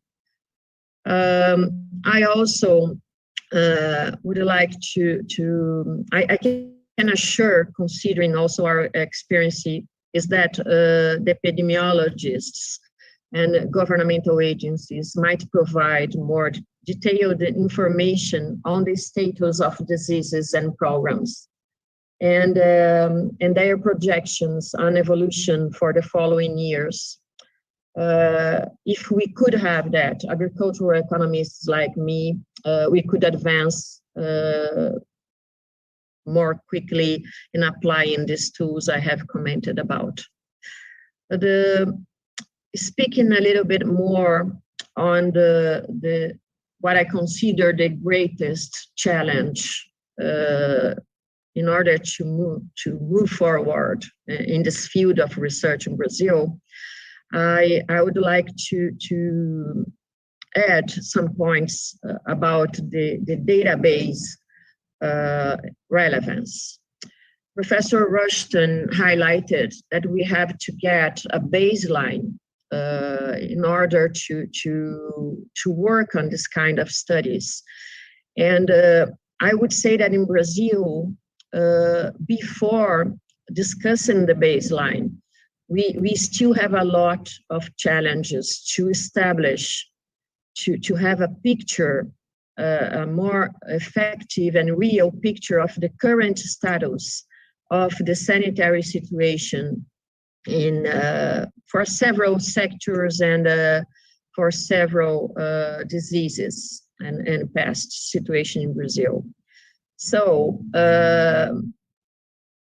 how can we even know the kind of information we would like to have in a database if we cannot collect, or we cannot really have a real picture of the status of the sanitary problems we have?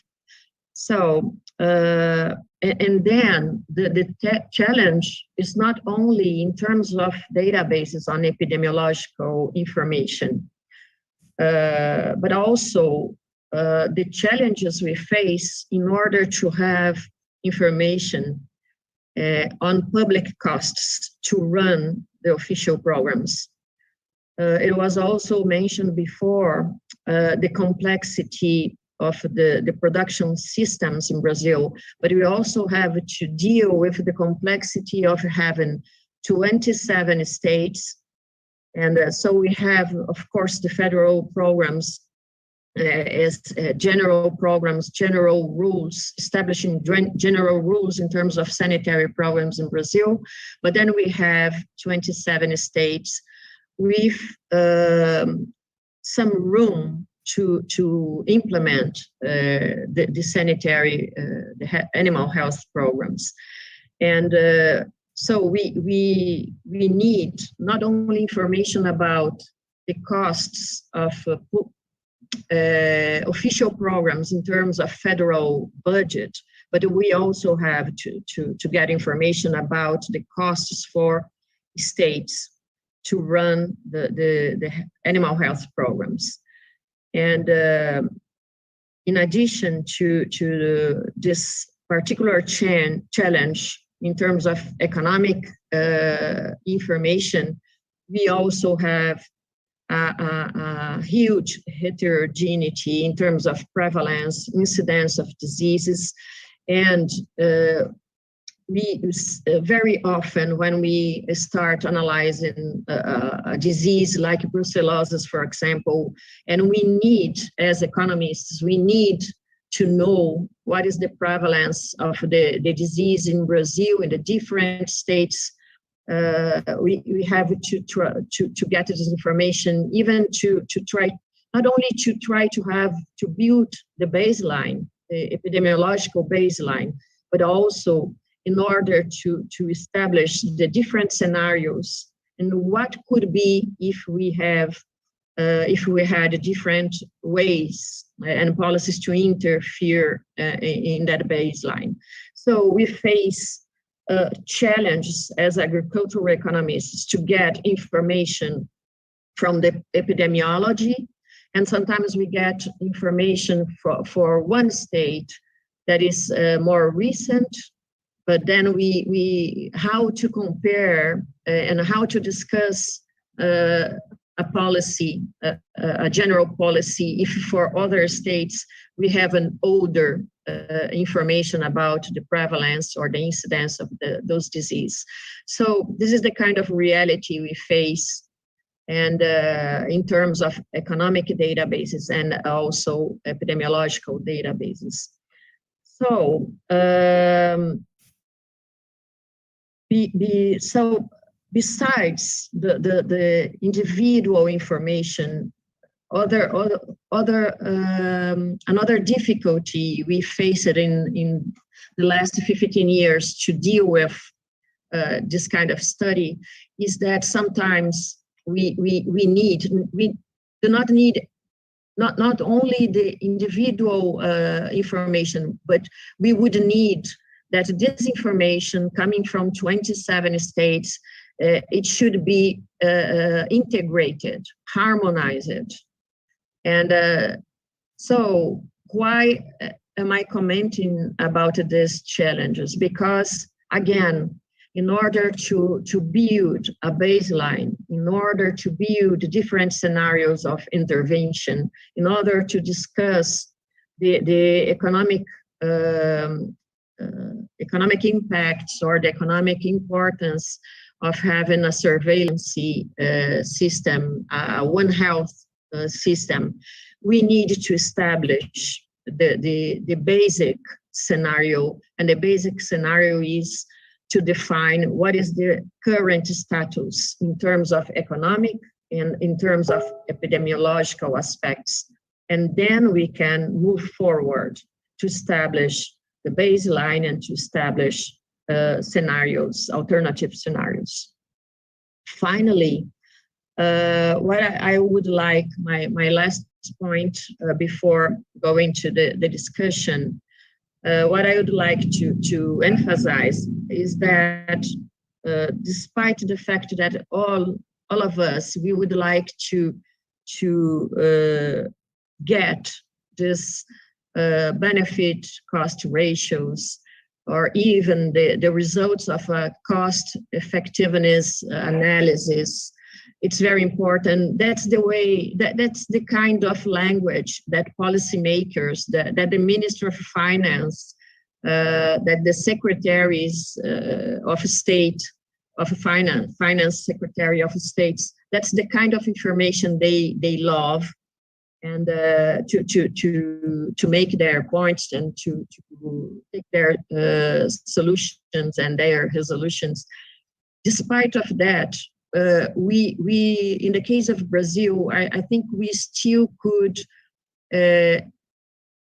broad the analysis, adopting the what we call a framework that is very that's well known in Europe, for example, in the United States. That is the framework we call regulatory impact analysis.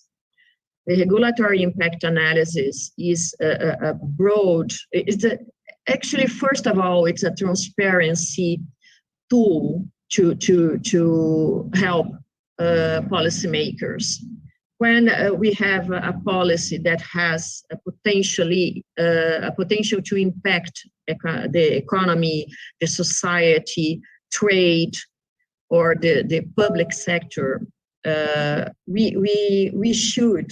That's what the regulatory impact analysis assumes. We should apply this kind of analysis, and this analysis comprises the regulatory framework, what kind of law and resolutions and regulation we have, what kind of regulation we have abroad, what is the problem we are analyzing, what is the goal, what is the target of the policy. When I discuss, for example, brucellosis or foot and mouth disease or avian influenza, what is the target, what is the goal we have with this policy as official agencies? What should be pursued when we decided to intervene, to interfere, and to establish a program and to change a sanitary program? So this is the first point that we have to address when we are applying this broad framework, regulatory impact analysis. And then we have to keep making questions like, what are the alternatives? Should the government interfere in this program, in this sector? Should the government adopt a new program? And should the government agencies change the current program? And then after that, we have to start making questions like, what kind of benefits and costs each of the alternative interventions could provoke in the economy? Who would be the agents most affected in each one of the scenarios of alternative policies? And then finally, after we have this broad diagnosis, we move to the quantitative analysis. Whenever we can, whenever we have data to take this step of trying to quantify and to evaluate the impacts, and then to prepare different policy alternatives. But I got a very important lesson from an expert from DEFRA from England. When I first started working with the regulatory impact analysis, and England was a pioneer in applying and adopting the regulatory impact analysis also for agricultural policy, environmental policy, and so on. And he used it to tell me, Sylvia, the numbers, the benefit cost ratios are very interesting, and they have this appeal for policymakers. But if you do not have good numbers, and even you do, you should always consider all the qualitative aspects that probably you have not measured, you have not evaluated, but they could be as important as the quantitative results you got from your economic analysis. And so I think that of course, the focus here was a more economic discussion, but I would like to emphasize as a final message that it's very important to adopt this broader framework of regulatory impact analysis.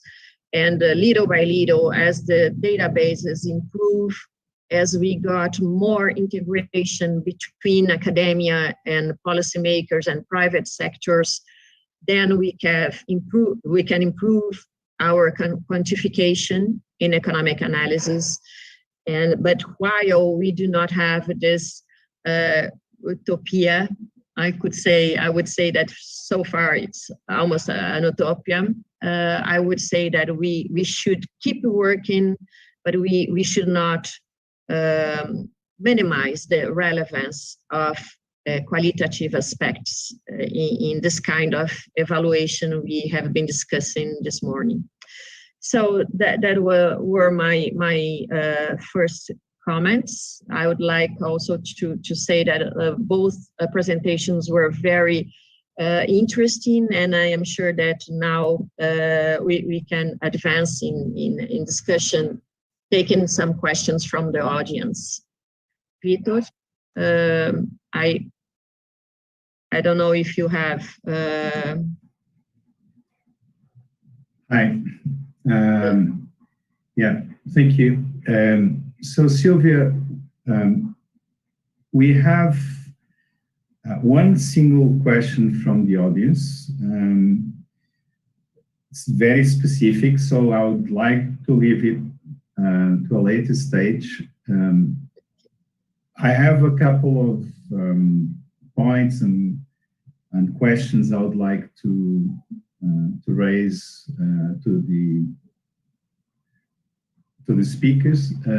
But do you have any specific question before I actually go ahead? I have some other comments about specific topics I thought particularly interesting, but if you can start, if you want to start, we could start with your comments, then I would like to add. So first for Jonathan, about the animal, how do you call it, the health loss envelope, right? Yeah. So you said you start that by having a utopia, a baseline and utopia scenario. Mm-hmm. That would be like the perfect kind of situation without any disease. And then you start with attribution. How do you deal with the fact that many diseases are production diseases, endemic diseases that actually the impact is very clear in affecting production, because we're talking about herd level, right? So they affect production, whereas other diseases, they might actually just kill the animals in a few days. And most of the diseases that either kill animals or lead to killing the animals, because you can't live with them, and because they're trade-related diseases, they are object to surveillance systems. So in case of an introduction, there would be an immediate reaction and animals would be killed anyway, even before getting sick. So we have different types of diseases that affect production in very different ways. And also, I'll just merge two questions into one, because it's all about this animal health envelope. These kind of diseases I'm talking about, like avian influenza, for example, or even classical swine fever in free areas or advanced eradication areas. The impact is not necessarily so much in production. That's very clear for FMD, for example, but it's the immediate impact on trade. So what's going to affect the producer himself, so the farmer,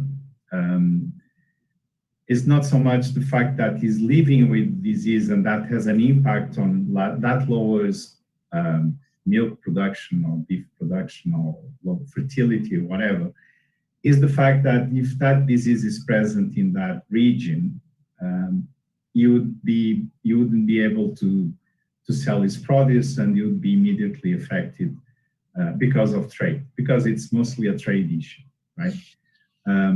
So we have, it's not, when I look at the scheme, it's not very clear to me how you're actually going about this.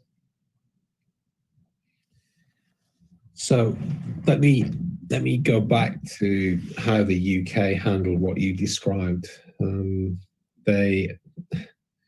They slaughtered a lot of animals. I think it was something like 500,000 cattle and nearly 5 million sheep during the period of the FOD crisis. A large proportion of those animals were not slaughtered because they were actually either in the infected zones. They were actually slaughtered because of welfare issues. So therefore, it would be captured in the sense of the individual jurisdiction, their removal of those animals in terms of actually sort of taking them out of the activity. So it would actually be a kind of reduction of the market and a replacement of that simply by culling the animals and taking them out of the piece. So from a very practical perspective, we could capture, even within the animal health loss envelope, that kind of reaction to removing those animals through a kind of preventive or even a kind of control type measure. So there's, in some respects, Vitor, there's less need to actually even think about the production losses that you just described with regards impacts on production, etc. Once you've estimated that, then we can sort of start to calculate the change of efficiency, which would then feed into what you're describing with regards access to international markets. So it's our intention to actually link that kind of household or farm level assessments, or even kind of wider population issues, both to national models but also to global models with regards how the trade impacts actually shift. And again, if you take the example of the kind of shifts we've seen in the recent past, for example, the appearance of a single case of BSE in the US back in the 1990s, I think, actually led to a shift of trade from the US into Australia, and it's never been changed again. So the burden of diseases shifts from one place to another. So we end up with the US losing a trade, and actually possibly Australia increasing its population grouping and actually shifting potentially the global burden of disease into another space because of that trade impact issue. Have we worked out all the mechanisms for that, Vitor? No. I hold up my hand and say, no, we've not done that yet. I think the other one that I would say, which I think is quite important, and one we're sort of thinking about at the moment, is the occurrence of African swine fever in Asia, where we are seeing obviously a massive shift in the pig sector in Asia, but a reaction from the farming sector where their feed resources are being moved potentially into the poultry sector and to some extent into the aquatics. So while as the pigs disappear because of one disease, other animals start to fill the gap because they're resilient and resistant to that disease and start to supply the market with a slightly different product. So while we lose one sector, we start to gain in another, and the burdens of disease sort of shift across those pieces. Now, it's complicated, but then imagine if you're in the Minister of Agriculture actually trying to make decisions about where the efficiencies of your livestock sector lie and which species mixes should you have to actually guarantee food to your populations. And I think that's the kind of mentality we have to think about. How do we best allocate scarce, concentrate feed resources to actually get the best out of our livestock systems and get the best resilience and variations across that? I know I haven't answered your question, but those are the kinds of things we're thinking about. Vitor, while I've got the floor, I just want to respond quickly to Sylvia's comment. When I talk about baselines, I'm thinking very much about what is the current levels of acceptable disease or impact of diseases that we're currently living with, and what would happen if we actually remove that. So what is that gap? And what efficiencies are we creating by accepting certain levels of disease? And to focus minds a little bit on what can we do in the future to actually make a difference and improve that efficiency issue. So Vitor, I hope that kind of half answers your question, but we're working on it. Yeah. Yeah, well, in fact, I would like to pick up on what you just said about the baselines to link to the second question, and I'll actually sort of merge the question from the audience with this one because I think it's related.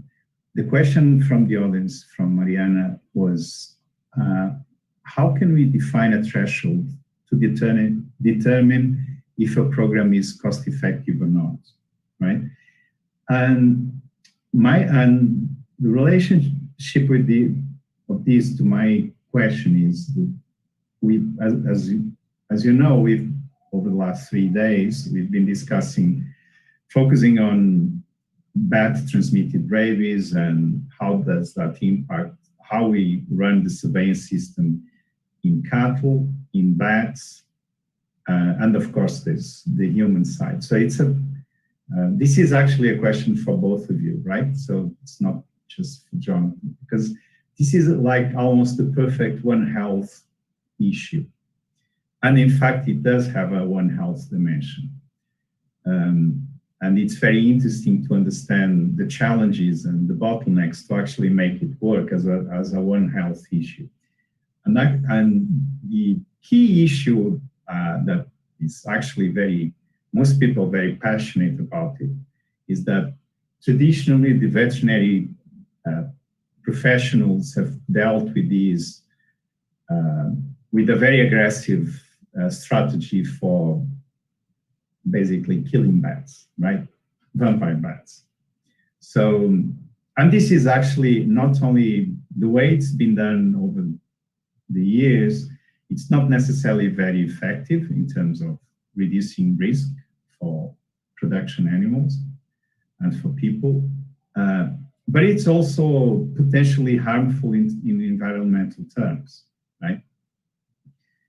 So it's a typical One Health issue. And yesterday in our closed meeting with the focal points in the States, one from the Federal District, who also happens to be now a graduate student of mine, but he's dealing with this program. He raised a very interesting point, because he said, look, here, the Federal District is a very small area, just with less than 100,000 cattle, which in Brazil amounts to nothing, and almost all of it in very small farms with 3, 5, 6 cattle each, right? A 15 cattle farm in the Federal District is a big one, right? So that's the scenario, and it has a well-structured veterinary, public veterinary system, surveillance system, and they're trying to do really good work. And so they said, well, since 2010, we improved the surveillance activities, both in responding to signs of bat aggression to cattle, and then trying to find bat roosts and do some population control there. And then, whereas for larger states, it's very difficult and very cost ineffective, so to speak, to think about blanket vaccination schemes like vaccinating the whole population all the time, because there's no risk justification for that. In the Federal District, it's small, and so they ended up with having vaccination, cattle vaccination every year. So this started in 2010, not 2010. It improved in 2010, but it was triggered by the fact that a region that had been free of rabies historically in 2003, if I'm not wrong, had outbreaks of rabies. So rabies came into the region. And so that's where it all started.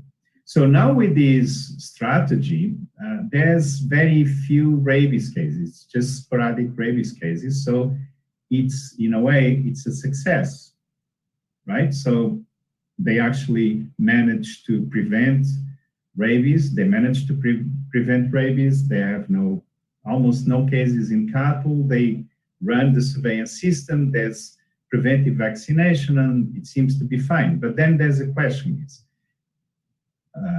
one is what's the cost-benefit ratio of these, or is this effective? And we don't know how much rabies we're actually, and especially, should we keep vaccinating every year? Because it's the farmer pays for the vaccine, right? So for how long should we keep vaccinating? But it's very difficult to attribute a rabies risk since the measures are in place, and so rabies became just a sporadic problem in the region. But rabies is endemic in the country, but doesn't happen in an endemic stability like a disease like brucellosis or TB, right? You all know that. So it happens in epidemic outbursts. And so we don't really know if we do nothing, again, would we have rabies, or should we just do nothing and wait for rabies to occur? Because, the decision makers may at some point ask, do we need to do this public and private investment in vaccine? So from looking at this from an economic point of view, it's not very easy, because as Mariana said in a question, what would be the measure, I think that's what she meant, the measure to determine if the program is cost effective or not, like having no cases, but what would be the baseline scenario without the intervention in a disease like this, right? And just to make it short now, rabies is a very interesting example, but in a way, this is the kind of question that's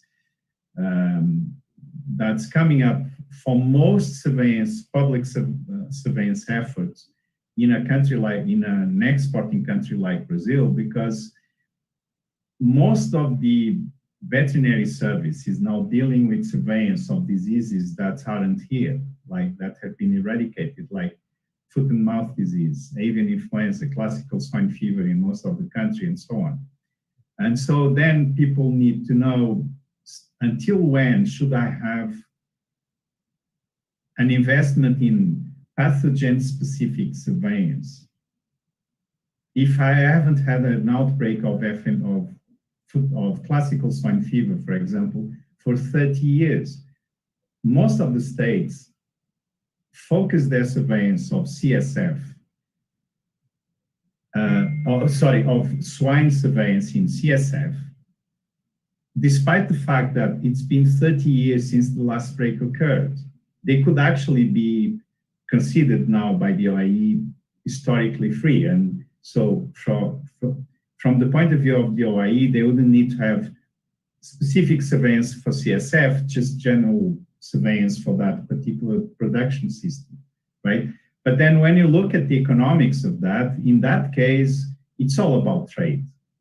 Because you stop doing surveillance for CSF, and then the countries who are buying pork from Brazil will say, I won't buy pork because they don't have surveillance for CSF, right? So they keep doing it. We've had this discussion on and on. They keep doing it, not because they really have a risk of CSF, but because the buyers want you to do surveillance for CSF. But in a situation like rabies, it's actually more interesting from an epidemiological point of view because it's a real problem. It's still there, but it doesn't happen on a stable manner. So you don't really know until when you need to keep on doing this and spend money and direct your investments to the kind of interventions that are going on at the moment, right? So it's just a general issue. And in a way, just to finalize my comments, in a way, I would also like Jonathan to comment on how if an approach like the GBAD approach and the animal health envelope approach should actually proceed and provide all these information you're aiming at, whether this would actually provide a new framework for looking at these problems. Maybe I'm just,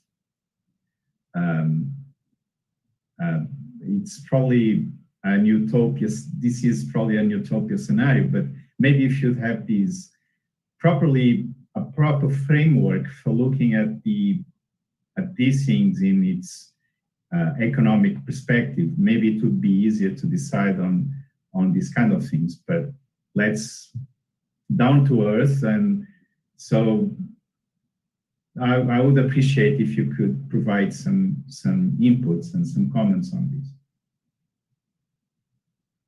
I'm also bringing rabies to the discussion, not only because it's an interesting example, but because I know a lot of people in the audience are particularly interested in rabies, but we don't really need to focus just on rabies, right? Just to make it clear, okay? So I'll make a comment, but I think, Sarah, maybe you want to talk about perhaps SEDDALIs in a minute. That would be good. I think, Vitor, Brazil's not the only country that keeps doing things over and over again, even though there's no disease. So the UK spends, I think, about £500,000 or £1 million a year checking for trichinella in pigs. We haven't had trichinella in pigs for, I think, 60 or 70 years. I'm in danger with getting these things wrong, but I know it's a recurring problem of being told that you have to keep doing something, even though it doesn't sort of make any sense. Yeah, it's same here.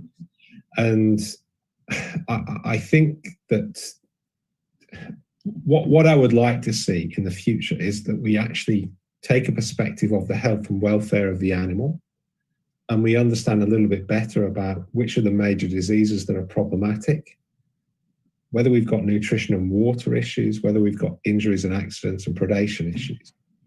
Now, can you tell me in the last year how many cattle you lost because of flooding and drought or nutritional problems in Brazil? I suspect not. No, I don't think so. Look at a country like Australia that in the last 5 years has probably lost hundreds of thousands of cattle because of flooding, hundreds of thousands of sheep because of drought. Are those issues more important than the infectious disease burdens or even the production disease issues? And what are we actually doing about it to actually make a difference to the health and well-being of the animals that we're taking care of? So I think providing some data around that and sort of showing people that there is certain losses and certain welfare issues associated with health problems that we're creating for the animals that should be thought about more carefully, both from a societal perspective and an individual farmer perspective, becomes important. And I say that from the perspective of how the Institute of Health Metrics have put out data on human health. So if you look at their data, there's been an increasing recognition of the importance of non-communicable diseases as well as the infectious disease burdens. And through that process, a lot of health policy, human health policy, has started to change towards thinking more carefully about non-communicable diseases as well as infectious disease issues. So it's by providing those rich data sets that we can start to actually allow people to see more carefully where we might want to focus those problems. On the issue you raised with rabies, should we keep doing something? And again, you know, I'd say same kind of boom and bust problems we have in the UK. So we had a big foot and mouth disease outbreak in 1967-68. We had a very minor one, I think, in 1981, and then we had another big one in 2001. Between those big outbreaks, we had an increase in surveillance and activity of the animal health system that waned because of the institutional memory loss. And the point that Sarah raised, that it's the intangible things of the memories of people about how serious these problems are that keep that going.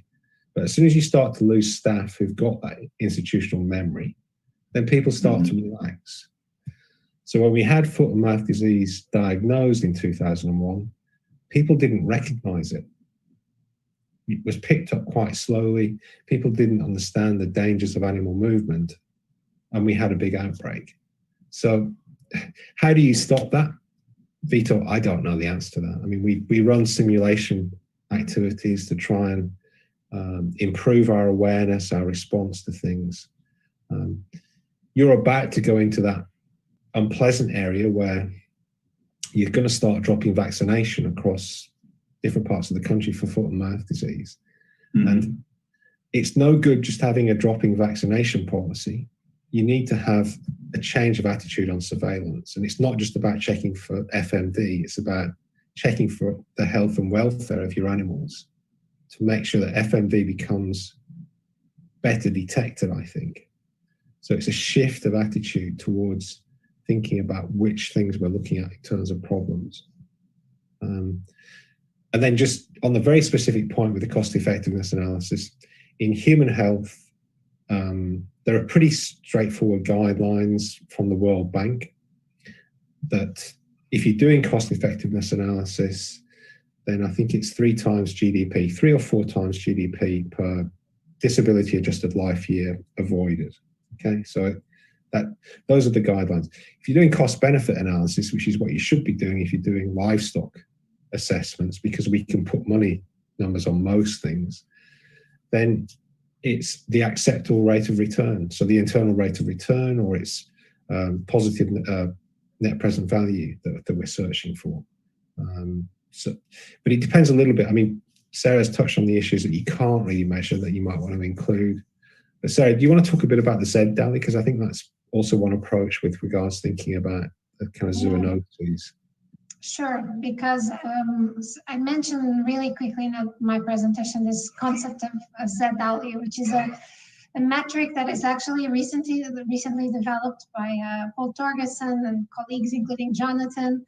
And the idea is that we finally actually have a metric that allows us to capture both the impact in humans in terms of disability adjusted life years, so mortality and morbidity, plus the impact of what that disease might be having in animals as well, which we normally capture in monetary terms.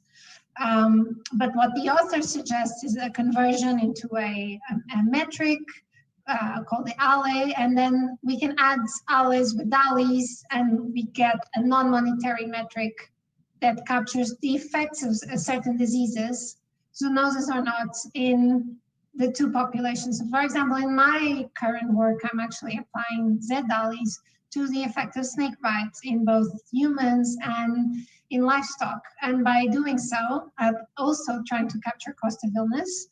By doing so, doing a comprehensive assessment of what it might mean for both the health of animals in terms of economic impact, but also for the health of populations.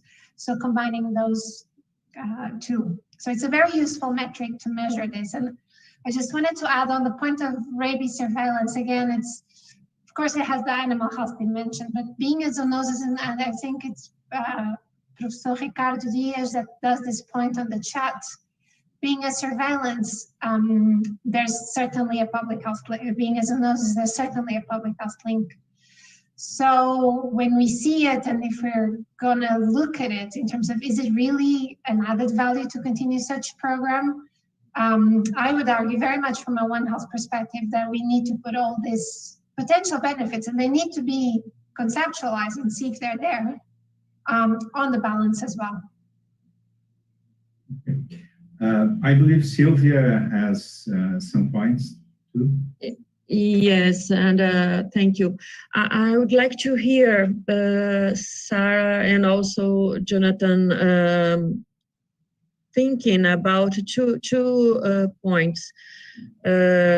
Actually, in the studies we have been developing for Brazil, two things caught my attention.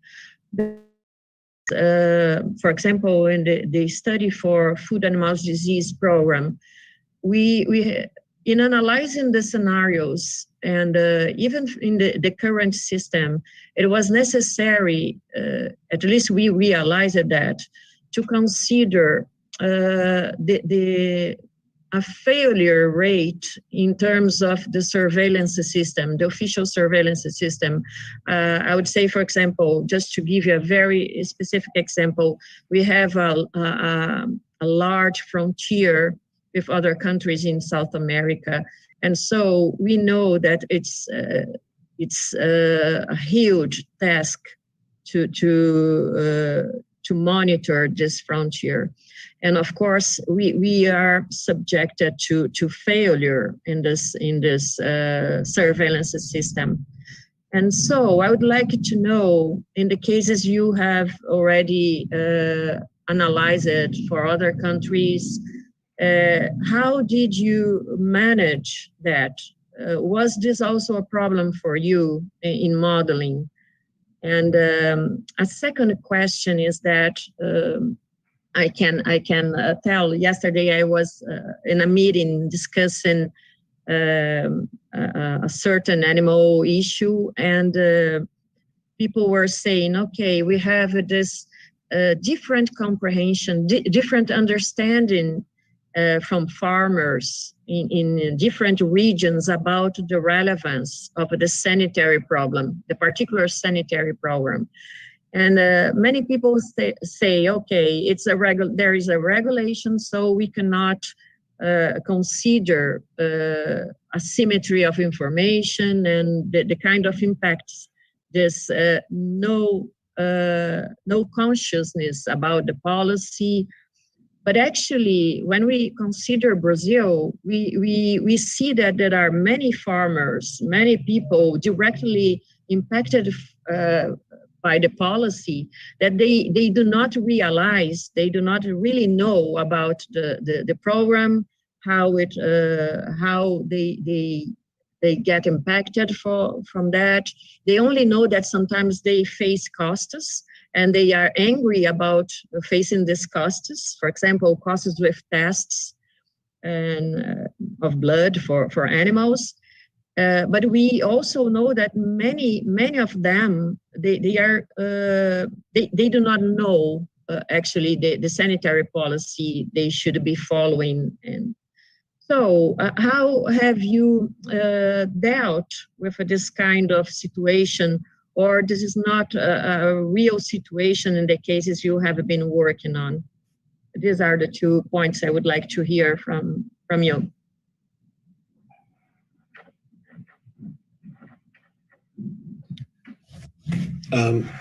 So Sylvia, hands up. We have not yet got to a point where I can give you any information about how we're going to handle trade between countries that you're describing, where you've got movement patterns, possibly of breeding stock,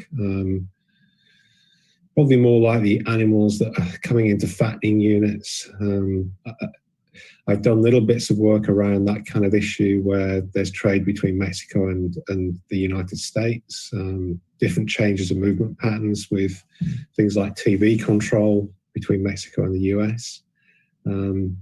It's problematic. If you look at the way the US have handled that, particularly after the BSE outbreak in Canada that led to whole changes of cattle movement out of Mexico because of the closure of borders between Canada and the US.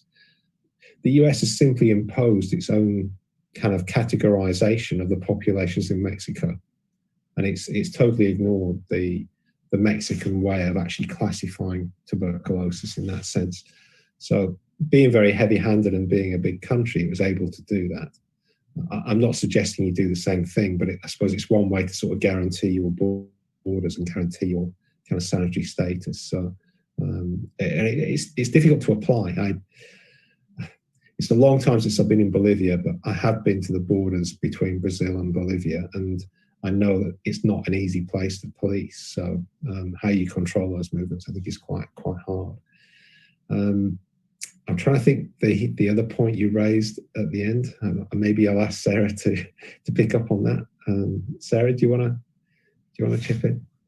Yes, I can also. I'm not sure if this is very useful either, Sylvia, but from the experience on the examples and the assessment that I've carried and that I've seen in the literature, they're very much public spending based programs where the farmers don't actually incur in direct costs or out-of-pocket expenditure. So when assessing the sort of cost-benefit analysis of those programs, I would say it's not a question that I've encountered yet, in terms of, certainly for more the impact of disease from the human side, there's certainly sort of out-of-pocket expenditure that come into the equation.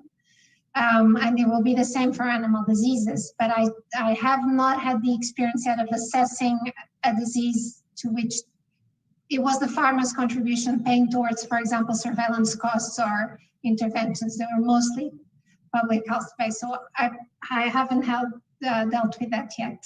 But also on your first point, and just to build up on that regarding failure rate for surveillance for a variety of reasons regarding that. Again, I can only see it. The example I showed you, for example, West Nile virus in Italy, it was a retrospective study, and it was very easy to identify that the surveillance systems were actually picking up with a lot of sensitivity the cases. And if that's the case, then the analysis is relatively simple, I would say, if you have the data there. But moving forward, if you need to model the sensitivity of the surveillance system, then certainly you need to enter into modeling exercises to see really how much it's picking up, and it could be for a variety of reasons, including cross-border issues. And actually, for some studies and some cases, it's very determinant of to compare scenarios, because if you consider there's a 100% of successful actions, it's okay. But if you have the probability of having a failure, this really could affect the interpretation and of those results, right? So, yeah. Okay. I also think interesting to comment, in Brazil, usually the diseases, I told you we had the opportunity to analyze brucellosis and tuberculosis program, and when we compare the situation with the foot and mouth disease that affect, and that's effectively something that impacts the international trade competitiveness, we can see the relevance of measuring impacts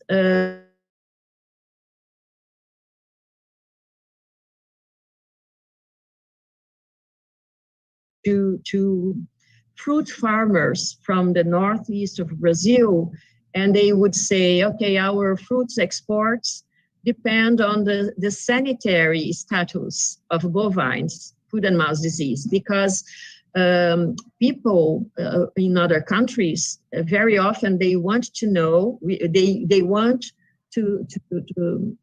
need the certification that foot and mouth disease status for Brazil, because, and I asked them why it should be like that, and they said, okay, if Brazil is being successful in guaranteeing this status in foot and mouth disease, then we consider that Brazil is able to provide is entitled to provide fruits, because then we can trust in the phytosanitary system. So I would like to know how deep you usually go in your analysis to consider, to include this kind of intangible impact, not so intangible, but I would say it's intangible if you think how to measure impacts on the image and all the spillovers that this kind of impact, this image could have for other sectors. Do you have an experience in going deeper in this topic? No. I mean, it's something that I would talk about in talks. I haven't seen anybody try to actually estimate the value of it. It's something that I would argue that, you know, if you look at Latin America and its ability to have invested over the last 50 years very strongly in the animal health system and actually control diseases, that's been a big part of its success in the international agricultural markets. I wonder, just throwing this back to you, Sylvie, a little bit, is that as the world continues to change, we've recently done some work on the dropping of foot and mouth disease vaccination in Uruguay. One thing that surprised me, having been away from the continent for quite a while, was the real shift of trade from Europe to China. And probably the different attitudes that we take to these phytosanitary and sanitary issues in your key markets. So potentially, as the world moves forward, it may be that some of the things that we've been worried about for the last 50 years start to shift a little bit because of the impressions and the abilities of different countries to cope with the kinds of things we're talking about here. So, you know, if there is a problem with something like foot and mouth disease in the future in the South American region, how will China approach that? How strict will it be about importation of your products into the Chinese market when they're heavily dependent on your region to make sure that they can feed their people in urban spaces? So that's one of the questions I think which is probably going to be quite important as we move forward, because the growing populations of the world are not in Europe anymore. It's in Africa and Asia, and their attitudes to sanitary and phytosanitary status potentially will be quite different. So I think that's one of the things we should probably be thinking about. I'm not suggesting that you shouldn't control diseases, because I think there are other arguments to it, but maybe the trade patterns will be a little bit different because of that. Yeah, can I make a comment? Yeah, you're absolutely right, and the same thing happens in Brazil, I think even more than Uruguay. And it's, at the moment, it's not so much the impact on disease, on the focus on diseases, because these new markets, like especially China, they're also focusing on diseases, but it has an impact on other things. For example, about 1-2 years ago, I was starting to discuss antimicrobial resistance surveillance with the swine industry at the highest level, with the private sector. And they're obviously aware of that and working on it, but they didn't want to focus so much on that. They didn't feel the pressure, because if you look at the discussion about this in the international scenario, it seems like antimicrobial resistance is the only thing that matters now, is the key issue. But it's probably not the key issue for the Chinese, right? So it's not a key issue to export pork to China, where the African swine, or to Asia, where African swine fever is actually increasing the demand for pork. So you have a window of opportunity at the moment where countries like Brazil really not only can, but need to export even more pork to China and other Asian countries. And one of the problems with controlling antimicrobial resistance here is actually changing a bit the structure of the production, the whole production system, not at the farm level, because it's a 3-tier production system, highly integrated. So you don't do all the stages in one single farm. And that has implications for the only way you can manage getting all these piglets from different farms into one farm where they will be part of their life is using a lot of antibiotics. When all these pigs come together in one place, you start giving antibiotics to these pigs, right? You need to actually do this, to use less heavily antibiotics. You need to change the production system. But they're not going to do that in a moment when the pressure is to produce more, not to produce less. So the flaws of the production system are actually, in terms of antimicrobial resistance, tend to be aggravated at the moment, right? Because it's all trade related. So, and nobody will change that in the short term. It's probably going to be a big issue in the long term. In the short term, the market is different. So I wanted to raise a last question, at least from my side, is that Jonathan mentioned the shift from the FMD program, shifting from, and this is a major change, shifting from vaccination to surveillance, right? There's always been surveillance, but as you start withdrawing vaccination, and this process already started, and it will go on for the next 4 or 5 years until the whole country is free without vaccination. The focus is now on surveillance. But there's 2 problems here. One, actually, they're both related. One is vaccination was regulated by the public sector, but paid by the private sector. So it was viewed and accepted, and it worked when it was considered a private good, not a public good, which it is, of course. Now surveillance has a fundamental economic issue here. Surveillance is viewed as a public good. And so when you see it's a public good, and the OIE says this all the time, then people expect the public sector to actually fund it, right? Of course, Brazil has many ways of going about this problem, but the problem is there, right? How do you see this? And from an economic point of view, how do you think a country can sort of go about this problem? And I'll just leave one note here, because you also addressed it, and Sylvia as well, is that I think there's a fundamental flaw here in the way it's correct to think about surveillance as a prerequisite to actually withdraw vaccination, and that's the plan. But I think it's bound to fail in the medium term, because it's focused on FMD surveillance, and if things go well, FMD will rapidly become an intangible issue, right? Okay, there's trade, but there's no FMD there for 10 years, 15 years, whatever, right? And it happened everywhere. It happened in Argentina when they withdrew vaccination 20 years ago, right? So I think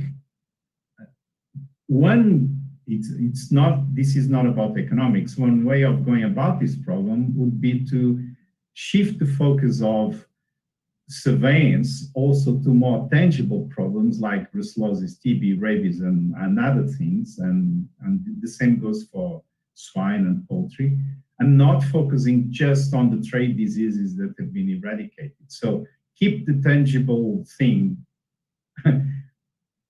as part of your surveillance. Otherwise, it's very difficult to maintain adequate public investment in surveillance. But I don't think this is the only answer to the problem and the only dimension of this problem. So I would like to think, what's your view on this? Sarah, do you want to?